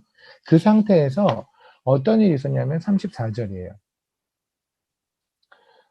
거기에 보면 쓸개 탄 포도주라는 게 보이시는지 모르겠는데 쓸개 탄 포도주를 예수께 주어 마시게 하려 하였더니 예수께서 맛보시고 마시고자 하니 이 안이 아니하시더라. 그렇죠? 그러니까 어떤 상태냐면 주님은 거의 기절 직전인 거예요. 왜냐하면 완전한 육체 한 인간이시니까 몸이 그러니까 이렇게 누워있는 상태에서 누군가가 와서 이거를 줬단 말입니다. 뭐 그 덕분에 한 모금 마실게요. 또 줬단 말입니다. 그러면 내가 마셔라고 했다고요. 그런데 이게 바로 뭐냐면 쓸개탄 포도주라는 거예요. 오케이? 그럼 쓸개탄 포도주인 걸 알았는데 이 쓸개탄 포도주를 주님은 먹고 안 먹었어요. 보세요. 마시게 하려 주게 맛보신 건 뭐냐면 입에 댔어요. 됐는데 이게 쓸개탄 포도주인 거예요. 그러니까 주님께서는 거의 그림은 이런 식이겠죠. 이렇게 입에 대는 여러분이 왜 그런 거 있잖아요. 뭣도 모르고 물인 줄 알고 마셨는데 소주였다. 신난다. 이거 말고요. 너도 모르고 마셨는데 소주였다. 그러면 이 상태. 그러니까 주님이 누운 상태에서 뭣도 모르고 줬으니까 마셨는데 얼마나 갈증이 나시겠어요. 마셨는데 갑자기 이게 쓸개탄 포도주인 걸 주님이 아시고는 퇴퇴퇴 뱉었단 말입니다. 그런데 물론 여기에는 나와 있지 않았지만 옆에 있는 강도 둘은요. 제가 100%, 120% 자신하는데 그들은 벌컥 마셨을 거예요. 그 이유는 뭐냐면 쓸개탄 포도주의 약효 때문에 그래요. 쓸개탄 포도주는요, 포도주에다가 쓸개를 이렇게 넣는 거예요. 그래서 이제 아주 쓰죠. 쓸개라는 게 쓰잖아요. 그죠? 라고 하잖아요. 저도 먹어본 적은 없지만, 내가 되게 굉장히 쓰다고 합니다. 그래서, 그 와신 상담이라고 그러잖아요. 쓸개를 먹고 그 쓰디 쓴 걸 먹으면서 내가 후의를 도모해서 뭐 결국 복수하고 말리라 뭐 이런 거 있잖아요. 그래서 쓸개를 그렇게 쓰는데 이 쓸개는 그 쓴 거를 굳이 먹는 이유가 있는 거예요. 왜 먹냐면 얘가 마취 효과가 있대요. 그 쓸개가 마취 효과가 있기 때문에 쓸개탄 포도주를 있잖아요. 그럼 이제 그냥 여기서 그러니까 쓸개탄 포도주가 있으면 이게 뭐냐면 그 포도주를 마시면 마취가 되는 거예요. 그러니까 좀 있으면 그들 3명을 전부 다 예수님 포함 2명의 강도에게 망치질을 해서 그들을 십자가에 달려 죽일 거예요. 맞죠? 그러면 그 마지막 순간에 군인들이 로마 군병들이 그거를 처형하는 사람들이 마지막 보여주는 자비로움이죠. 왜 우리가 사형수들이 마지막에 사형 집행하기 전날에 굉장히 원하는 거 음식 다 먹이고 뭐 이런 건다고 하잖아요. 뭐 먹고 싶어? 그러면 그날 딱 그런 데잖아요. 어느 사람 갑자기 간수가 와서 먹고 싶은 거 다 말해. 그러면 아 내가 내일 죽는구나 이런 걸 안다고 얘기를 하잖아요. 하는 것처럼 마지막 잡인 거예요. 어차피 죽을 건데 좀이라도 덜 아프게 죽어라. 이게 바로 쓸개탄 포도주 주는 거죠. 지금이라도 마취 주사를 안 놓는다고 생각하시면 될 것 같아요. 그죠?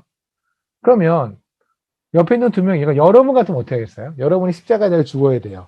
그런데 좀 있으면 이제 못을 뚫고 빵빵빵빵빵 하고 박아야 돼요. 그죠? 상상만 해도 끔찍하죠. 우리는 손 밑에, 요 손톱 밑에 가시만 들어가도 그냥 미치고 팔짝 뛸 것 같은데. 근데 뭐 손에 망치가, 못이 들어간다고요? 이게 말이, 어떻게 우리가 상상을 하겠습니까? 근데, 마취 안 하실래요? 만약에 여러분이 이런 수술한다고 칩시다. 저 옛날에 한번 말씀드렸는데 제가 눈 안쪽으로 이렇게 다래끼가 나는 그런 이상한 체질이어서 눈 안쪽으로 다래끼가 나면 어떻게 눈을 잠깐 째가지고 다래끼 있는 고름을 빼야 돼요. 근데 의사가 저한테 그랬어요. 이거 마취하지 말고 하자고. 제가 미친 거 아니냐고 그랬어요. 왜 내가 마취 안 해야 하냐고. 그렇잖아요. 내가 굳이 안 할 필요 없으니까 마취하면 회복이 느리대요. 아유, 1년 걸려도 제가 마취하시라고. 어떻게 살을 찌는데 마취를 안 하냐고. 이런 거 좀 아차하지 않겠습니까? 근데 지금 십자가에서 못을 박히는데 옆에 있는 쓸개탄 포도주가 얼마큼의 마취에 효능이 있는지는 모르지만 최소한 효능이 있다는 걸 아니까 사람들이 마시고 주게 하겠죠. 마시겠어요, 안 마시겠어요?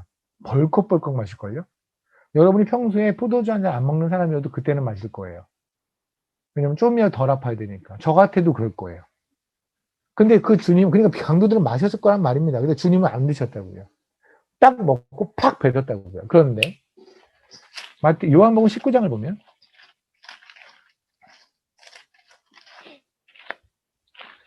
요한복음 19장은 제가 지난번에 우리 화요일날 나눴을 때 그 나신의 서원하면서 그러니까 건포도 이야기를 했었죠. 호세아서에서 건포도 얘기하면서 포도가 성취를 뜻한다, 포도주가 성취를 뜻한다 이런 얘기를 했었어요. 그죠? 그래서 나신의 서원을 하면 나신의 서원이 끝날 때까지는 포도주를 마시면 안 되는데 끝나고 나면 마셔도 돼요. 성취 다 끝내고 나면. 주님이 이 땅에 오신 이유가 뭐랬죠? 죽으시로. 맞죠? 십자가 달려 죽으시로. 그리고 부활하시로. 맞죠? 그렇다면 주님은 어느 순간에 성취를 느끼는 거냐면 십자가에서 죽으실 때 그분이 하신 모든 임무가 끝나는 거 성취감이죠. 그죠? 그래서 이렇게 나와요. 28절에 보면. 19장 28절에. 그 후에 예수께서 모든 일이 이미 이루어진 모든 일이 뭐예요? 주님이 십자가에 달려 죽으심으로 우리들 이것들을 이 자식들을 다 구원해내는 거. 주님의 신부라고 선포했던 요한복음 2장에서 선포했던 그들 있잖아요. 그들을 드디어 요한복음 19장에서 선취하시는 거예요. 그들을 주님의 신부로 삼으시는 거예요. 주님 요한복음 2장에서 가나안 혼례장치에서 물을 포도주로 바꿨던 그 포도주, 그 예수 피가 이제 다 쏟아졌어요, 이미. 그래서 죽으시는 거예요. 이 모든 것이 이루어지는 줄 아시고 성경을 응하게 하려고 하사 이르되 내가 목이 마르다. 그러니까 내가 목이 마르다라는 건 단순히 목이 마르다가 아니라 성경을 응하게 하려 하사. 보이시나요?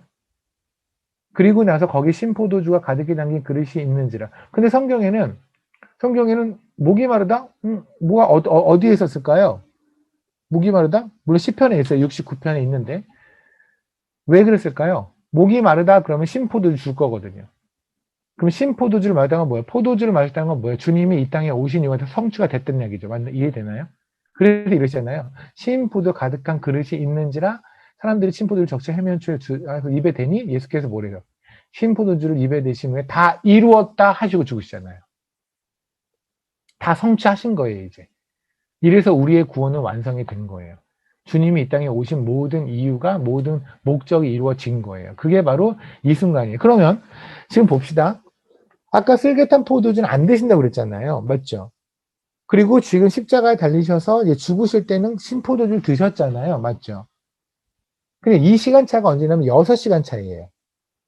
대강. 그러니까 주님께서 십자가에 달리신 다음에 그러니까 이렇게 주님이 십자가에 못 박혔어요. 그리고 십자가 올라가죠.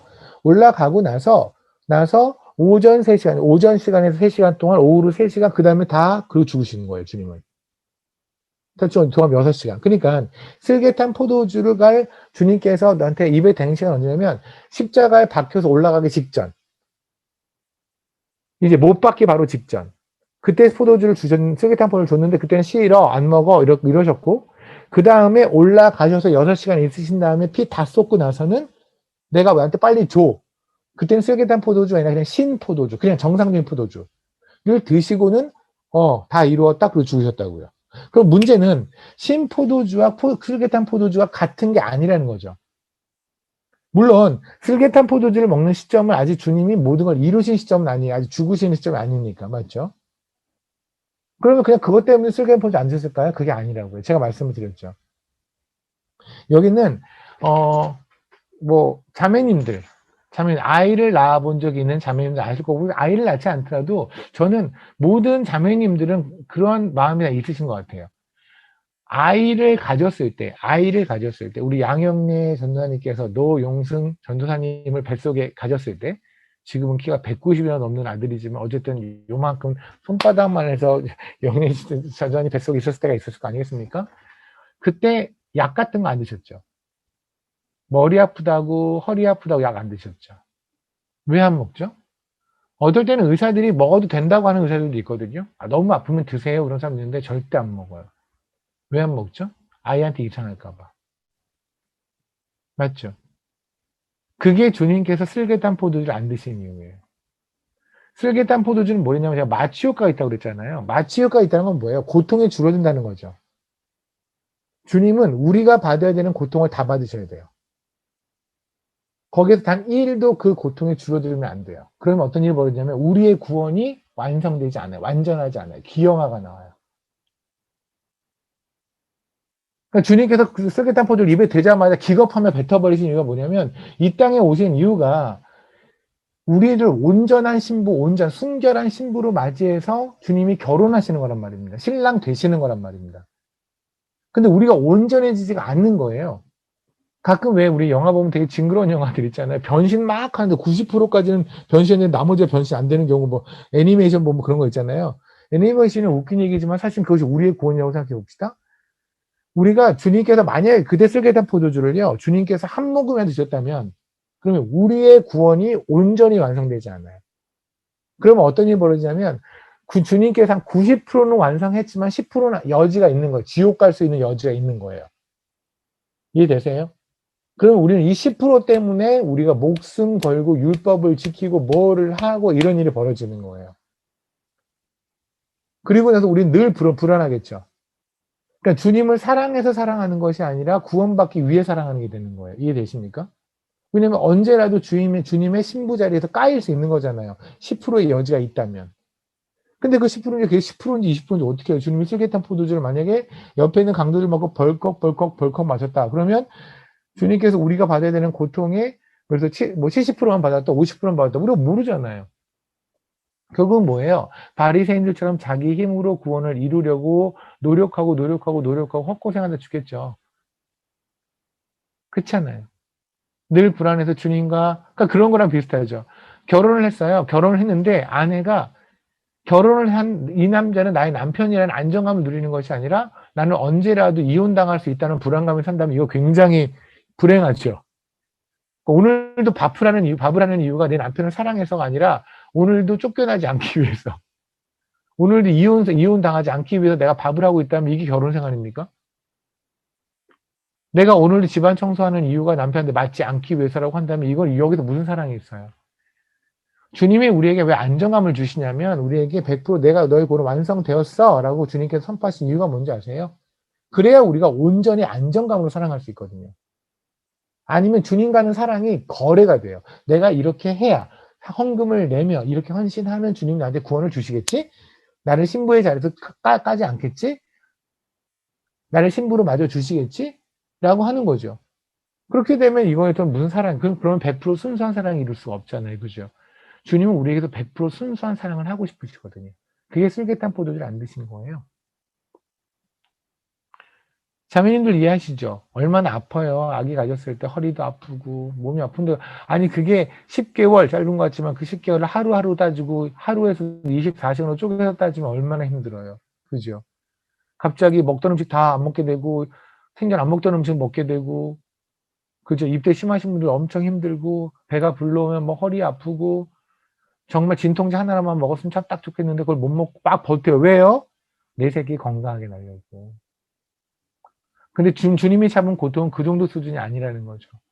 자매님들이 아이를 가졌을 때의 고통도 어마어마하게 큰 걸 알지만 그걸 낳을 때의 고통도 너무 큰 걸 알지만 하지만 그럼에도 불구하고 제가 감히 말씀드리는 건 여러분이 아이를 낳을 때 느꼈던 그 고통 그리고 아이를 가졌을 때 참았던 그 모든 고통 그거는 정말 비할 데도 없는 우리가 원래는 지옥에서 받아야 되는 모든 불심판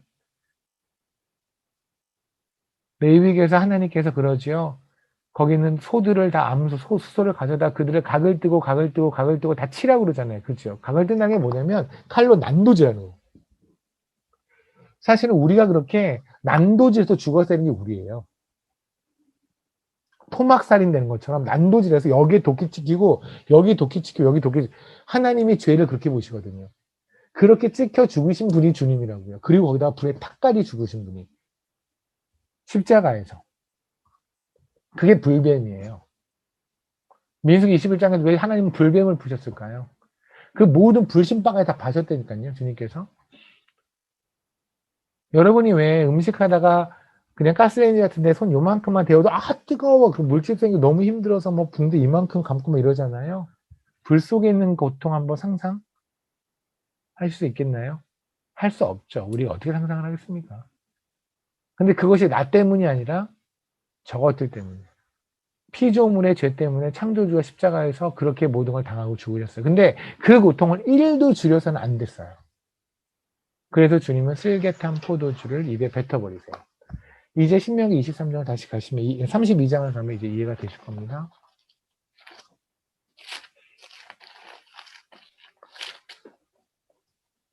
(32장) 32절 볼게요. 이는 악인들이에요. 악인들의 포도나무는 소돔의 포도나무여 고모라의 밭의 소산이라. 그들의 포도는 독이 든 포도이니 그 송이는 쓰며. 그죠?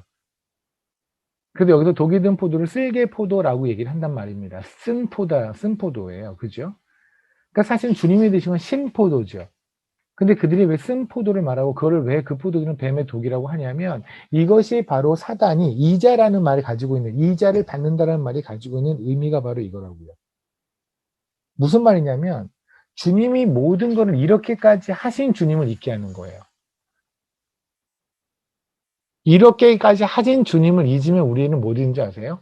그러면 주님이 하신 그러니까 십자가가 하나님이 이렇게까지 우리에게 주시기 위해서 이렇게까지 최선을 다한 게 십자가라는 걸 우리가 잊으면 그럼 우리 삶에서 복음이 복음되지 않는 거예요.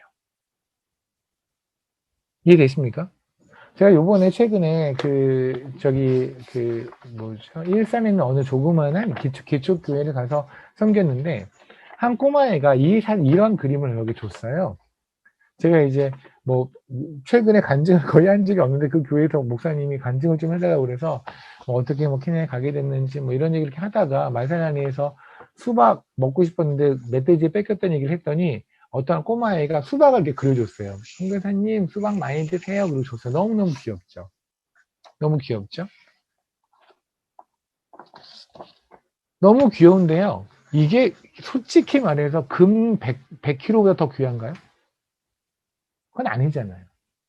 그러니까 이런 거죠. 고마워. 그러고 나서 이걸 놔두고, 정말 이렇게 저는 이제 이거 성경책 사이에 지금 끼워놓고 있는데, 그냥 어느 순간 얘가 어디로 가도 별로 그렇게 신경 안 쓸 수 있고, 뭐 그런 거 아니에요. 여러분, 왜 애기들이 여러분한테 막 그림 그리는 거 많잖아요. 엄마, 아빠한테. 아빠, 이거 다 갖고 계시나요? 다 뭐 진열하고 계시나요? 아니잖아요. 그래야지 마음 먹었지만 어느 순간에 뭐 이사 한 2번 다니면서 없어지고 했었죠. 근데 이사를 2번 다니고 3번 다니도 절대 안 없어지는 게 여러분 금가락지 같은 건 안 없어지잖아요. 왜요? 그래도 가격이 있으니까. 그러니까 예수 그리스도가 십자가에서 죽으신 그 최선이라는 것이 어린아이가 이 그림을 그리는데 느끼는 그 정도 최선이라고 생각하니 우리가 주님의 최선을 껌으로 보는 거란 말입니다. 그러니까 구원은 껌으로 보는 거예요.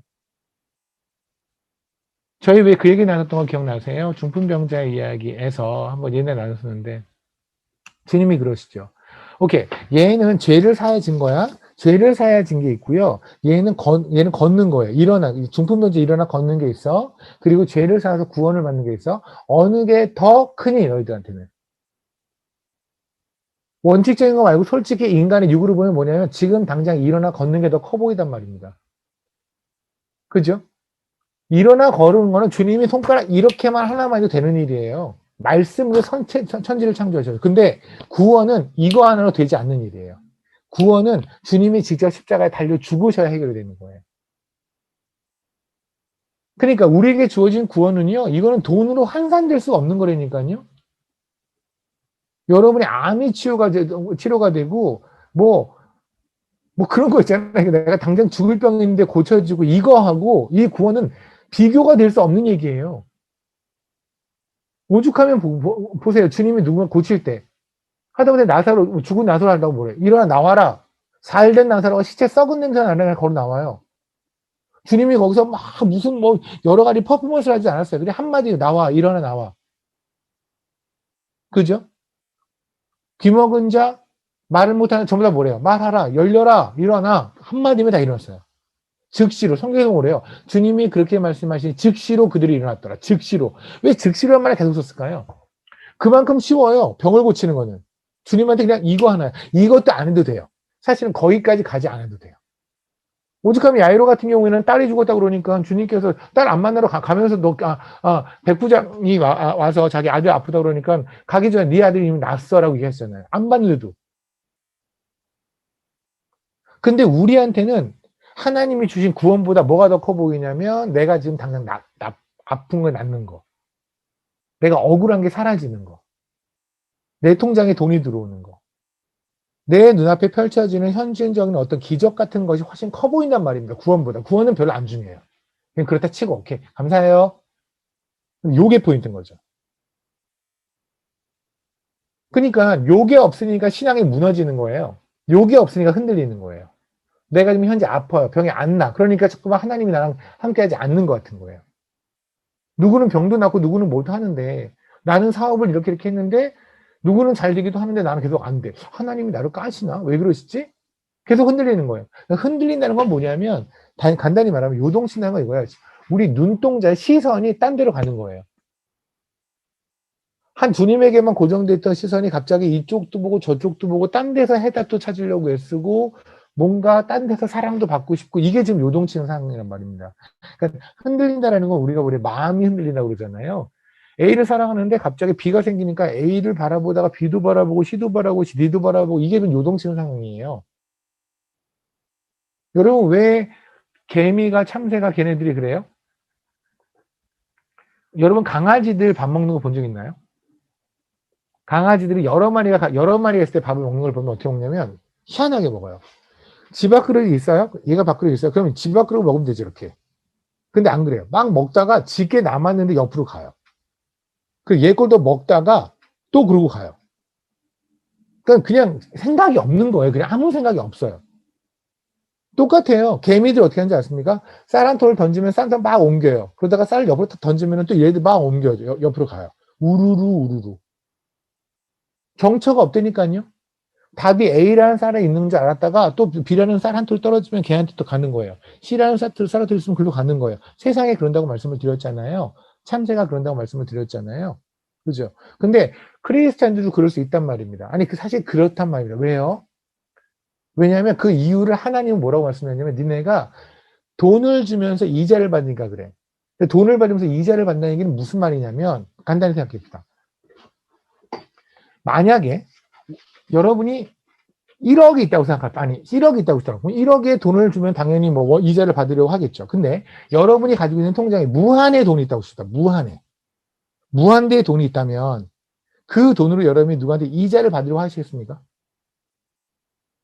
아니죠. 그렇잖아요. 그러니까 돈이 많은 사람들이 막 기부를 하잖아요. 뭐 몇백억도 갑자기 기부하고 뭐 이런 이유가 뭐예요? 많으니까.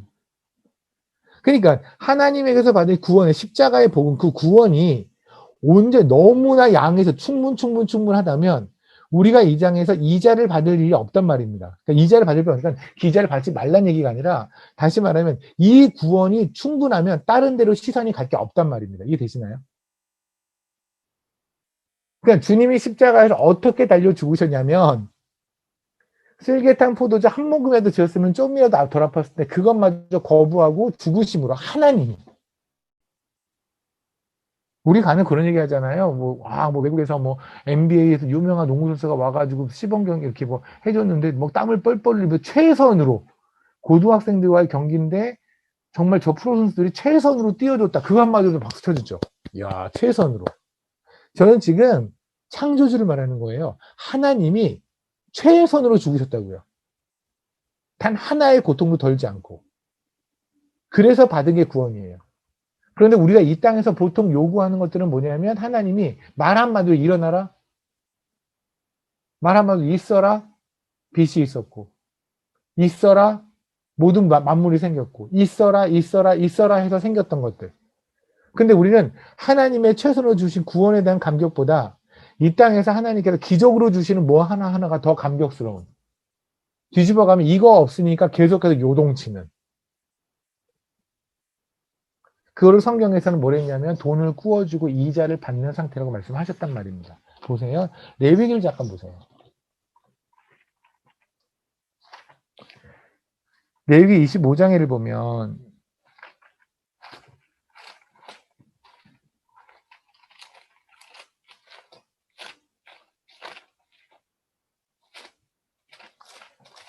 레위기 25장의 36절을 볼게요.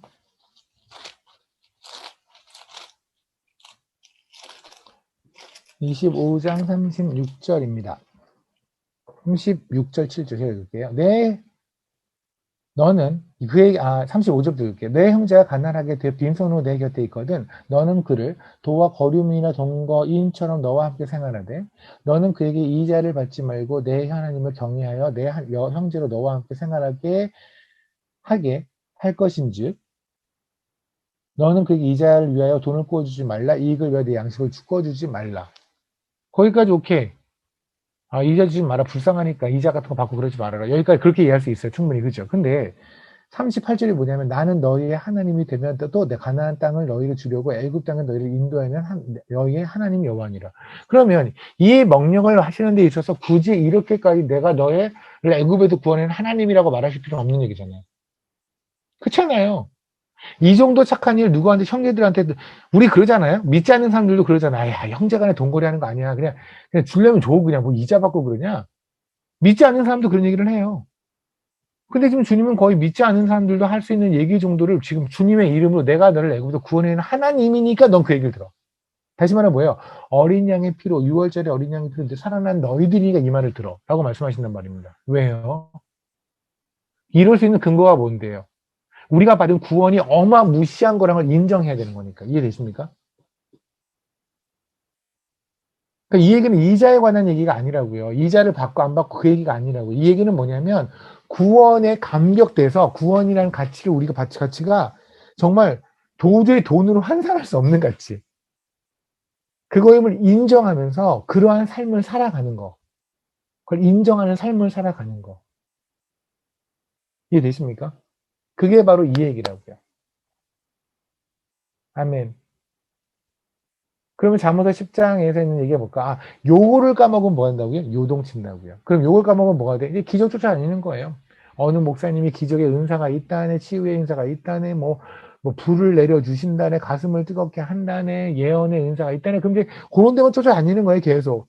구원을 받는 안정감을 까먹고, 그러니까 좀 오버하면은 그런 거죠. 그냥 세상 표현을 하면, 통장에 1,000억이 들어왔는데 100만 원짜리를 누가 공짜로 준다는 것 때문에 1,000억이 들어왔는데 1,000억을 버리고 100만 원을 쫓아다니는 거예요. 1,000억에 감격하지 않고 100만 원을 오늘 벌어보려고 그걸 공짜로 얻어보려고 100만 원도 아니죠. 뭐 그런 거 있잖아요. 뭐 저기 2+1 준다고 어느 충남 슈퍼에서 2+1 준다고 거기에서 그냥 매달려 있는 거 하루 종일 비누 그 2개 사면 하나 더 준다고. 누가 봐도 웃기지 않아요? 누구 봐도 웃긴 그 삶을 살고 있는 게 지금 요동하는 삶이란 말입니다. 근데 주님은 그러시는 거예요. 의인은 그러지 않을 거예요. 그게 잠언서 말씀이에요. 의인은 영영이 그렇게 요동할 리가 않아. 왜냐하면 유인이 누구예요? 예수 그리스도의 십자가의 죽음의 가치를 아는 자 아닙니까? 맞죠? 그걸 진짜 안 하면 요동치지 않겠죠. 다만 주님은 모두 아시냐면 우리가 그럼에도 불구하고 이 땅에 사니 요동치게 되겠죠. 그죠?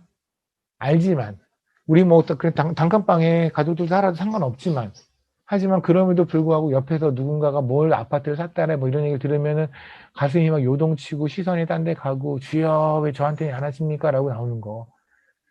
나도 아프고 쟤도 아픈데 쟤는 막 금방 치유됐고 뭐 치료됐고 나는 여전히 아프고 있다면 아 뭐야.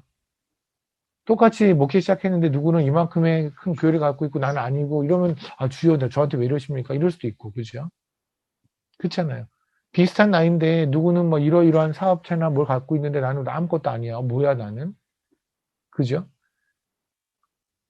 알아요. 이 세상에 살다 보면 그런 느낌을 느낄 수밖에 없다는 것도 알아요. 하지만 주님이 뭐라시냐면 그거는 일단 그럴 수밖에 없는 건 알지만 그게 옳은 건 아니라고요. 그리고 그래서 빨리 벗어나는 방법은 다른 게 아니에요. 여러분이 그것에 갑자기 기적이 일어나도 여러분의 몸이 나으면 여러분이 온전히 복음에 충분히 만족할 것 같아요. 천만에 안 된다니까요. 오늘 여러분이 처한 상황에서 복음이 충분하다는 걸 인정하지 못하면은요, 그 문제가 해결된 내일도 여러분 똑같이 복음으로 충분하지 않아요. 여러분이 받은 구원이 어떠한 사이즈인지 한번 여러분 아셔야 돼요. 하나님이 최선 슬개탄 포도주 한 모금도 안 주시고 죽으심으로 우리에게 주신 구원이라는 걸 인정하셔야 된다고요. 아멘. 그 다음에 나오는 게 우리 시편 다시 볼게요. 시편 15편입니다.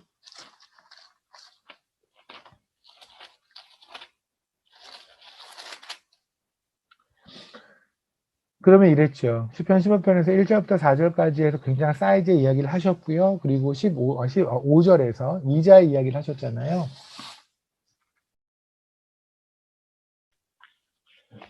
그래서 이자를 받으려고 돈을 꿔주지 아니하며 그 자가 왜 영원히 흔들리지 아니하는 사람인지 이해가 되십니까?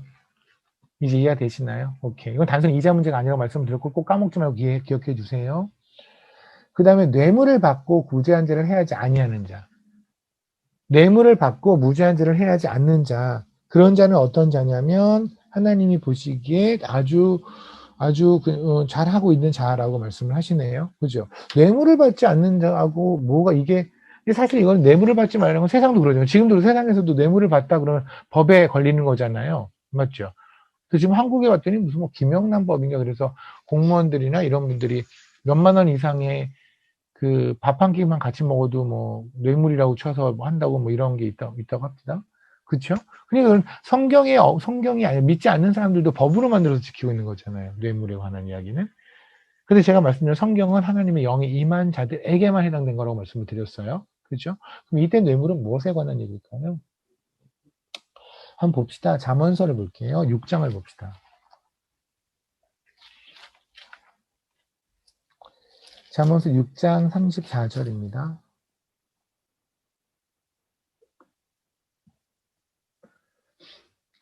제가 읽겠습니다. 남편이 투기로 분노하여 원수 갚는 날에 용서하지 아니하고 어떠한 보상도 받지 아니하며 받은 선물을 줄지어도 듣지 아니하리라. 아멘. 이게 지금 무슨 얘기일까요? 무지하게 화낸 남편과 잘못한 아내에 관한 얘기일까요? 맞을 짓을 한 아내와 때려도 당당한 남편에 관한 얘기일까요? 아니, 맞을 짓을 한 아내니까 어디서 어떻게 남자가 아내를 때리고 남편이 아내를 때리는 걸 법적으로 걔는 맞을만 해 이렇게 하겠습니까? 근데 이제 내용을 보면 뭐예요? 남편이 투기로 분노하여 원수 갚날에 용서하지 아니하고.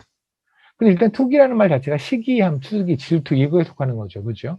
그래서 투기라는 말이 사실 우리나라로 사극할 때 많이 나오죠. 투기하지 마옵소서 뭐 이런 얘기 나오잖아요. 질투, 시기 정도로 해석하면 될 것 같은데요. 그럼 남편이 시기한다? 질투한다? 일단 시기와 질투 자체가 옳은 건 아니잖아요. 맞죠? 그렇지 않아요? 그러니까 오늘 아내 쪽에서 정말로 남편이 시기와 질투를 할 만큼 나쁜 짓을 했다면 모르지만 그렇지 않다면 의처증같이 남편이 혼자 의심해서 시기와 질투를 했다? 그렇다면 그럼 그걸로 화내면 아내는 100% 억울한 거잖아요. 맞죠? 근데 지금 뭐냐면 투기로 분노해 원수 갚는 날이에요. 내용은 남편이 지금 투기하는 게 매우 정당해 보이는데요. 이때 남편 누굴까요? 예수 그리스도. 그죠? 남편이 투기를 해요. 남편이 투기한다는 건 뭘까요? 그럼 아내한테 투기라는 거죠. 그죠? 아내가 남편을 질투나게 했겠네요. 그죠? 그럼 남편을 질투나게 한 게 누군데요? 우리들. 근데 우리를 질투나게 한 건 누구냐면 원수가 우리의 시선을 가로채서 그래요. 그죠? 그게 하나님 시선이에요. 사실을 보세요. 이게 참 이게 은혜 중에 은혜인데 보세요. 사실 실질적으로 보면 봅시다. 아내가 있어요. 아내가 있어요. 아내가 오늘은 뚱뚱한 아내예요. 남편이 날씬해 그랬어요. 엄마 고우면 뚱뚱해. 그러면 보세요. 아내가 지금 딴 데를 봤어요. 딴 남자를 봤어요. 남편이 있는데. 그럼 이건 뭐 시기 질투를 떠나서 그냥 이건 명백한 사실이고 그냥 그렇잖아요. 그러면 뭐 진짜 남편이 화를 내든 뭐 이혼을 하든 뭐를 하든 간에 이건 정당한 거죠. 맞죠? 근데 하나님은 뭐시냐면 이렇게 말하는 거예요. 남편이 시기를 했어요. 투기가 났어요. 당연히 누구 때문에? 아내 때문에. 아내가 딴짓하니까. 맞죠? 그런데 하나님은 이 모든 진노를 누구한테 쏟으실 거냐면 마지막 날에 원수한테 쏟으실 거예요. 아내가 아니라. 왜냐면 내 아내의 시선을 니네가 가져갔잖아. 사실은 아내의 잘못 아니에요? 아니 멋진 남자가 있더라도 시선을 안 주는 게 맞는 거지. 시선 주고 그 남자랑 같이 손잡고 놀이공원 다니고 뭐 더 이상한 짓 하고 다녔다면 아내가 잘못한 거 아니에요? 근데 하나님은 뭐라 그러냐면 네 잘못이 아니라 제 잘못이야. 저 원수 사탄의 잘못이야 라고 말씀하신단 말입니다. 이해되시나요? 그래서 이 얘기가 나오는 거 보세요. 남편이 투기로 분노하여 원수 갚는 날에 용서하지 아니에요. 다 쓸어버릴 거야. 그러나 그 투기를 사실은 유발시키는 우리는 살아남을 거예요. 그게 바로 뭐냐면 이사야서 너희의 죄를 기억지 아니하신다는 얘기예요. 그러니까 세상에 이런 은혜는 없는 거예요. 세상에 이런 은혜가 어디 있어요? 제가 지난 시간에 호세아 3장을 하고 14장을 하겠다고 그랬는데 14장을 제가 안 하고 좀 급하게 끝냈거든요. 14장 잠깐 보실래요? 호세아서 14장. 호세아 14장을 보면 은혜 중에 은혜인 말씀이 나와요. 뭐냐면 호세아서 내용은 다 아시잖아요.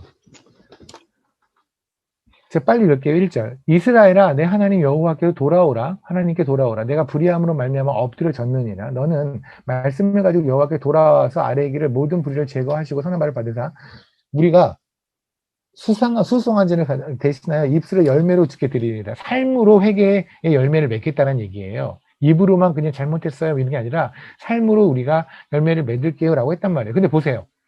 여러분 한번 제가 왜 예전에 들었던 얘기 중에 이런 얘기 한번 있었거든요.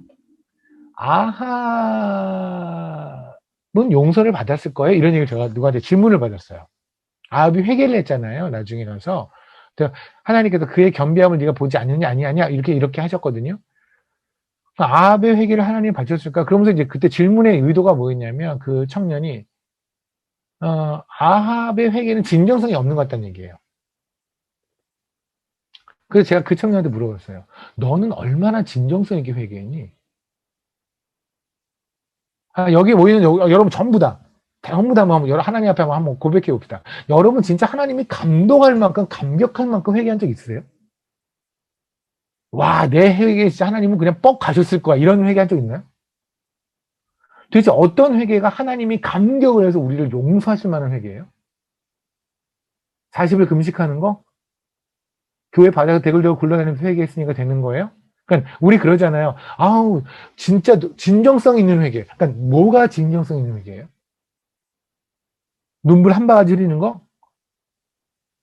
1시간 동안 쉬지 않고 그냥 쥐야 하면서 목소리 쉴 때까지 하는 거? 그러니까 한번 말해보세요. 누군가가. 그래서 하실 말 있으면은 이거를 키우고 한번 말해보세요. 여러분은 진짜 살면서 하나님이 인정할 만큼의 진정성 있는 회개를 한 적 있나요? 그건 우리 쪽이죠. 우리 쪽의 얘기죠. 하나님 쪽에서 컨펌 받은 건 아니잖아요. 맞죠? 근데 우리가 감히 누구의 회개는 진정성이 있다, 누구의 회개는 진정성이 없다라고 우리가 판단할 수 있나요? 1도 안 되죠. 그렇지 않아요? 그런데 보세요. 1절, 2절에 보면 내용이 회개한 것 같아요. 근데 또 길이로 보나 내용으로 보면 막 그렇게 되게 진정성이 느껴지지 않지 않아요? 지들이 지은 죄가 얼만큼인데 호세아서 내내 근데 그냥 단 한마디 뭐 제가 주님께 수송아지가 아니 입술의 열매를 짓게 드리겠나이다. 그리고 우리는 이제 앗수르의 구원에 의지하지 않겠나이다. 그 정도예요. 끝. 그냥 끝. 그러니까 지금 하나님께서 호세아서 1장도 13절까지 말씀하셨거든요.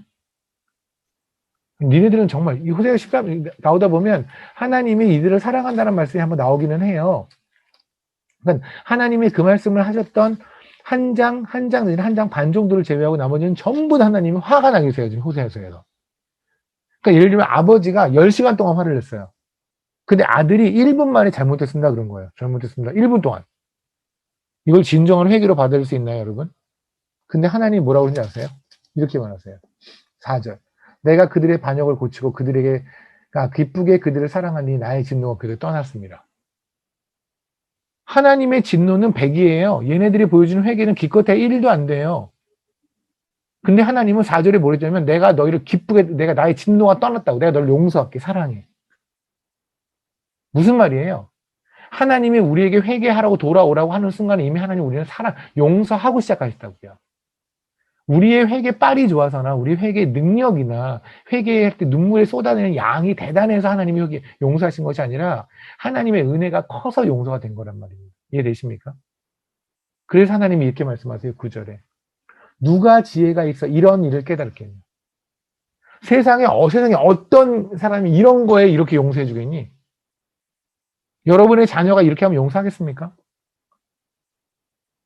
애들이 외박을 한 15일 정도를 엄마한테 1도 전화도 없이 외박을 하고 나서 갑자기 여자친구, 남자친구를 끼고 집에 들어온 거예요. 나 얘랑 10살 동안 자고 있어. 얘랑 같이 살았다?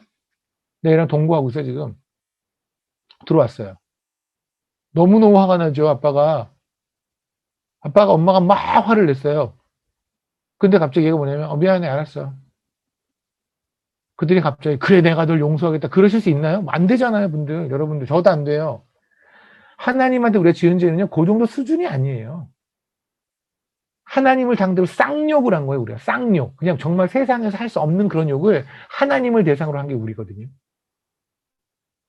그리고서 기껏 하는 게 회개가 뭐예요? 주님, 이제 제가 다른 데 의지 안 하고 주님만 의지하고 살게요. 주님, 이제 수송하지는 안 하고요. 입술의 열매를 드릴게요. 끝. 근데 갑자기 4절에 주님이 내가 너를 다 용서하고 나의 진노가 기쁘게 떠났대요. 이게 하나님의 은혜라고요.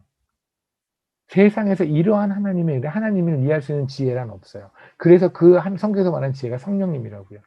이 지혜는 외우는 게 아니라 이해하는 게 아니라 그냥 받는 거예요. 믿음으로. 아멘. 제가 이 얘기를 왜 하는지 아시겠습니까? 보십시오. 잠언서를 볼게요. 6장 34절. 6장 34절의 내용이 뭐였나요? 남편의 투기로 분노하였어요. 그럼 남편의 투기로 분노했으면 아내한테 화를 내야죠. 근데 마지막 날엔 누가 할 거냐면 원수한테 화를 다 내서 모든 용서하지 아니하고 그냥 모든 걸 쏟아 놓을 거예요. 그날엔 36절. 어떠한 보상도 받지 않으면 많은 선물. 이때 선물이 뇌물이랑 같은 말이거든요. 뇌물이 선물이라는 뜻이 있는데 아까 우리가 시편에서 봤던 뇌물을 주지 않는 자가 영영이 흔들리지 않는 자라고 그랬잖아요. 근데 뇌물과 같은 말이 선물이라고요. 이건 뇌물이라고 우리 해석에 상관은 없어요. 이게 무슨 말이냐면 이런 거예요. 보세요. 이런 거죠. 보세요. 여기 남편이 있어요. 뚱뚱해 아내가 있어요. 아내가 바람을 폈어요. 그것도 아주 오랫동안 남편이 알았네요. 근데 남편은 아내를 한테 화를 나진 않아요. 남편은 아내를 안아줘요. 그런 식으로 했거든요. 이건 이해하는 문제가 아니에요. 이건 이해하는 문제가 아니에요. 그냥 이게 은혜예요. 그리고 하나님은 마지막 날에 하나님이 선택하지 않았던 백성을 그 모든 사단의 물을 지옥에 다 가둬버리실 거예요. 다 심판하실 거예요. 오케이. 이 날에는 이들이 어떠한 뇌물과 선물을 준비해서 저를 용서해 주세요라고 하더라도 주님은 용서하지 않을 거예요. 이해되십니까? 왜요? 이 날에서 살아남는 방법은 유일하게 예수 그리스도밖에 없거든요. 그러니까 마지막 날에 주님이 심판으로 오시는 그날에 예수 안에 있었던 것 외에는 어떠한 것도 주님의 그 심판의 칼날 그 불심판에서 벗어날 수 있는 건 없어요. 그때 가서 제가 사회에서 이렇게 큰 공헌을 했습니다. 제가 예수를 믿지 않았지만, 하지만 제가 가나안 나라에 가서 이렇게 학교도 여러 개 세웠고, 이런 것도 많이 했고, 제가 예수는 믿지 않았지만, 제가 주민들, 동네 사람들한테 가난한 뭐, 독거노인들 이렇게 도왔고, 제가 예수는 믿지 않았지만, 그래도 제가 굉장히 경건하고 건전한 삶을 살려고 애썼고, 술, 담배도 안 했고, 예수는 믿지 않았지만, 제가 그래도 이렇게 가정을 잘 꾸렸고, 라고 말하는 것은 하나도 통하지 않을 거라고, 통하지 않을 거라고요. 이해되십니까? 오로지 예수만이 답일 거예요. 예수만이 답인 이 심판의 날을 까먹죠. 마지막 주님이 오시는 날을 까먹으면 이 땅에서 요동쳐요. 이해되십니까? 그러니까 이 땅에 살아가는데 우리가 하늘을 보자는 얘기는 무슨 말이냐면 결국 주님이 오시고 모든 심판이 이루어졌을 때 결국 우리가 그 주님에게 들려서 좀 천년 왕국이 이루어지고 주님과 들려서 우리가 가야 되는 그 땅. 그 땅에 대한 소망을 잃어버리잖아요. 그럼 이 땅에서 요동칠 수밖에 없어요. 다시 얘기할게요. 여러분의 마음이 요동칠 때가 있죠. 아니 지금 현재가 요동치는 상태일 수도 있어요. 맞죠? 흔들리는 상태. 흔들리는 상태라는 건 제가 말씀드렸죠. 여러분의 시선이 자꾸만 하나님 외로 갈 때 걱정이 막 있어요. 이 걱정 저 걱정, 이 고민 저 고민, 이것 때문에 슬프고 저것 때문에 슬프고 막 이런 것들 있잖아요. 여러 가지 여러분의 마음을 뺏어가는 것들. 그래서 도저히 평강하다고 그냥 외우긴 하지만 전혀 평강하지 않은 상태. 그 이유가 뭐냐면 하고 하나님은 두 가지 걸 답을 줬어요. 이자를 너희가 받으려고 돈을 꿔줘서 그래. 다시 말하면 복음이 어떠한 가치인지를 모르고 십자가로 이루어진 구원으로 만족하지 않고 세상에 있는 것으로 세상의 것으로 이것이 해결되면 이것이 해결되면 이것이 해결되면 이 기적이 일어나면 이것을 주시면 그러면 마치 그것이 하나님의 능력인 것처럼 너희가 그거에다 시선을 뺏기고 있어서 그래. 그건 일어나지 않아도 이미 하나님의 온전한 최선의 능력이 일어난 게 너야. 그게 바로 너를 구원시킨 거야가 하나님이 말씀하시는 거라고요. 그러니까 여러분이 지금 살고 있는 집이 그냥 요만한 쪽방이어도 하나님의 가장 크신 하나님의 최선이 임한 자가 여러분이 맞아요. 그 십자가로 그 십자가에 달려 죽으심으로 쓸개탄 포도주 안 드시고 죽으셨잖아요. 그렇게 이루신 게 여러분 우리 한 명 한 명의 구원이잖아요. 그거를 까먹으면 그걸 잊으면 우리는 이 땅에서 요동칠 수밖에 없다고요. 흔들릴 수밖에 없다고요. 두 번째는 다시 오시는 주님, 다시 말하면 우리가 앞으로 가야 되는 그 땅에 대한 확신이 흔들리면 그러니까 하늘을 보지 않으면 또한 이 땅에서 흔들릴 수밖에 없겠죠. 그죠? 하나님의 최선이 이루어진 십자가를 잃어버리면 하나님의 최선이 임한 그 십자가가 늘린 그 가치를 잃어버리면 우리는 요동칠 수밖에 없고요. 그리고 그걸 통해서 우리가 가야 되는 그 땅, 하늘, 그 땅을 잃어버리면 우리는 또 이렇게 이 땅에서 요동칠 수밖에 없다는 것이 하나님 쪽의 말씀이에요. 그러니까 여러분이 현재 상태 요동치고 있다면 하나님 말씀하는 그거야. 넌 그 두 가지 잃어버린 거야. 너희는 지금 돈을 구워주면 이자를 받으려고 돈을 구워주고 있는 거고 그리고 뇌물을 주어서 해결하려고 하는 거야. 우리가 구원의 그날에 여러분이 보시고 우리는 보게 될 거예요. 우리는 보게 될 거예요. 뭐를요? 마지막 그날에 어떤 일이 벌어지는지 우리는 똑똑히 보게 될 거예요. 지금 우리가 이 땅에서 흔들렸던 그 순간들이 얼마나 후회스러울지 그날 느껴질 거예요. 그죠? 제가 왜 자주 하는 말 있잖아요. 이 중에서 우리 중에서요 월드컵 3번, 4번이면 사라질 사람들 몇 명 있다니까요. 아 진짜예요. 손흥민 은퇴하기 전에 사라질 사람도 있고 이강인 은퇴하기 전에는 뭐 그래도 꽤 많이 사라질 것 같은데요. 제 생각에. 그냥 여러분 그런 생각하지 마세요. 죽기 싫으면 이강인이 빨리 성장했으면 좋겠다 그런 말 하지 마세요. 이강인이 늙지 말아야지. 그런 생각을 해야 돼요. 그래야 우리가 오래 살아요. 지금도 10년 후? 지금도 10년이면 제가 63이죠. 장호 목사님하고 저나 우리 63세가 되네요. 현미자매님이 62세가 돼요. 10년 후면 그죠? 죄송합니다. 나이 밝혀서. 근데 요새 뉴스에 보면 그런 데 나오지 않아요? 뭐 61세 어느 아나운서 죽었고 65세 누구 죽었고 70세 누구 죽었고 뉴스 보이지 않아요? 여러분 스스로도 누군가 75세에 죽었다고 칩시다. 그러면 많이 살았네 이런 생각이 들지 않나요? 75세인데 젊어서 죽어서 이 생각 안 들죠. 솔직하게. 그럼 많이 살아서 제가 죽었다고 칩시다. 저하고 장원 목사님이 아주 마르고 닳도록 살았다고 칩시다. 지금도 20년 남았어요. 20년은 우리 73세예요. 20년이 월드컵 5번이에요. 월드컵 5번 보면은 여기서 저하고 장원 목사님 죄송합니다. 같이 그냥 끌어들여서. 우리 그냥 이렇게 사라져요. 그때 주님 앞에 섰을 때 뭐 할 건데? 뇌물 드릴 거예요? 주님, 제가 이 땅에서 이렇게 돈을 많이 모았습니다. 제가 악착같이 돈 안 쓰고 그냥 다 모았어요. 주님, 이럴 거예요? 통장에 제가 이렇게 많은 돈을 담기고 내가 주 앞에 왔습니다. 이럴 거예요? 주님께서 그 돈 내가 왜 준지 아니? 그때 그거 갖고 그거 하라고 내가 줬는데 너는 그거 갖고 하나도 안 하고 네가 그냥 그러고 있더라? 주님한테 뇌물 드려가지고 구원받으실 거예요? 오늘 이날 주님 하나, 주님 믿고 하늘 바라보며 오늘 하루 정말 최선으로 살아가는 게 우리라고요. 그러면 요동칠 일이 없잖아요.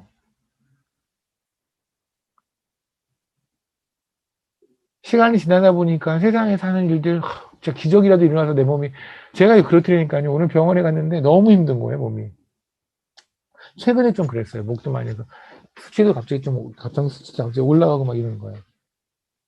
막 좀 답답하더라고요. 막 괜찮아졌다가 갑자기 또 다시 좀 이러니까 너무 답답한 거예요, 몸이. 하나님 그냥 깔끔하게 그냥 정리 탁 해서 그냥 별것도 아닌데 그냥 낫게 해주면 간단할 거 이렇게 사람을 말씀 보다가 진짜 1시간 말씀 보면 또 3시간, 1시간 동안 눈에 얼음찜질하고 이렇게 해야 됩니까? 주님 좀 도와주십시오. 근데 그때만 나오는 건 뭔데요? 너에게 임할 은혜가 족하다. 여러분 다 인정하시잖아요. 왜 우리에게 임할 은혜가 족해요? 그냥 그 정신 승리인가요? 뭔지 모르지만 그렇다고 하니까 그냥 그렇게 외우고 사는 거예요. 아니잖아요. 우리에게 은혜가 뭐냐면 슬개탄 포도주를 슬개탄 포도주, 그 뱀이 물어서 우리가 독을 넣은 거 그거 안 마셔서 독 포도주를 안 마셔서 그래서 우리에게 주신 그 구원이 완전하기 때문에 그래서 그것이 은혜인 거예요. 주님이 주신 은혜는 완전한 은혜거든요. 그러니 뭐 좀 아파도 괜찮은 거예요. 순간 궁시렁할 수도 있겠지만 결국 괜찮은 거예요. 요동치지 않을 수 없겠으나 요동치는 시간을 줄이셔야죠. 우리 다 줄여야죠. 그러지 않은 사람 여기 좀 모아둔다고 저는 생각해요. 그렇게 삽시다. 요동치지 말고 삽시다. 옆에서 누군가 흔들리면은요, 가서 말해주세요. 다른 거 말할 필요 없어요. 예수 그리스도를 말해주면 돼요. 주님이 어떻게 죽으셨고 죽으심으로 우리에게 뭘 줬는지 그 얘기를 하면 돼요. 그 사람은 얘기하겠죠. 내가 몰라서 그래? 몰라서 그러는 거예요. 까먹어서 그러는 거예요. 너 까먹어서 그러는 거야. 빨리 기억해내! 라고 말씀하세요. 그러면 정신 차리면 다른 거 아니에요. 그리스도인은요, 다른 거 아니에요. 그것만 정신 차리면 돼요. 아멘. 그것만 하면 사랑하지 못할 사람 없고, 하나님이 가라는 땅 못 갈 곳 하나도 없고, 주님이 내려놓는 거 그게 돈이 억만금인 거 내려오지 못할 이유 없고, 목숨까지도 진짜 아끼지, 그냥 아껴가면서 뭐 주저하고 그럴 이유가 하나도 없다고요. 아멘. 시선 다른 데 주고 다른 데 주고 다른 데 주고 안 살면 우리 끝까지 주만 바라고 합시다. 아멘. 잠언서 10장 30절 다시 한번 읽고요. 말씀 마치겠습니다. 의인은 영영이 흔들리지 않습니다. 이동되지 아니한다고 했는데 다시 제가 바꿔서 읽으면 의인은 영영이 요동치지 아니하며 또는 흔들리지 아니하여도 악인은 땅에 거하지 못하리라. 악인은 늘 흔들리고 여기서 말하는 땅이라고 하나님이 주시는 땅을 말을 하는데 그건 뭐 다음에 시간 되면 한번 할게요. 어쨌든 의인은 요동치지 않습니다. 아멘. 영영이 요동치지 않습니다. 우리가 만약 십자가만 정확하게 보고 볼 수 있다면 하나님의 이 선포는 우리 삶에서 분명히 이루어집니다. 그죠? 하나님의 이 선포 부끄럽지 않게 하나님이 야 내 새끼들은 영영이 흔들리지 않아 라고 하나님 선포하시는데 우리는 계속 흔들리고 있으면 그렇잖아요. 그런 거 있잖아요. 우리 애가 뭐, 우리는 언제나 그냥 게임 같은 거 안 하고, 그냥 그 말씀 보고 공부만 해요. 그리고 문을 탁 열었는데 애가 막 이만한 헤드셋을 끼고 게임을 막 하고 있으면 얼마나 창피해요. 그죠? 얘가 오늘만 이러는 겁니다. 여기도 되게 쑥스럽고, 그죠? 똑같죠. 하나님은 우리 새끼들은 영영이 흔들리지 않고 요동치지 않아요. 내가 얘들한테 준 은혜가 뭔데, 그거 다 아니까 하고 문을 탁 열었는데 애들이 막 시소를 타고 있는 애들이 흔들려가지고 뭐 딴 데를 막 보고 있는데 그냥 버블 인형 있잖아요. 머리 까딱까딱까딱거리면서 전혀 초점을 못 맞추고 있네. 어쩔 건데요. 하나님 체면 좀 세워드립시다. 십자가에 제가 제대로 꽂혀서 주님 주신 그 은혜, 호세아서 14장에서 도저히 누구도 이해할 수 없는 그 은혜 받은 자로서 살아갔으면 좋겠습니다. 기도하시겠습니다.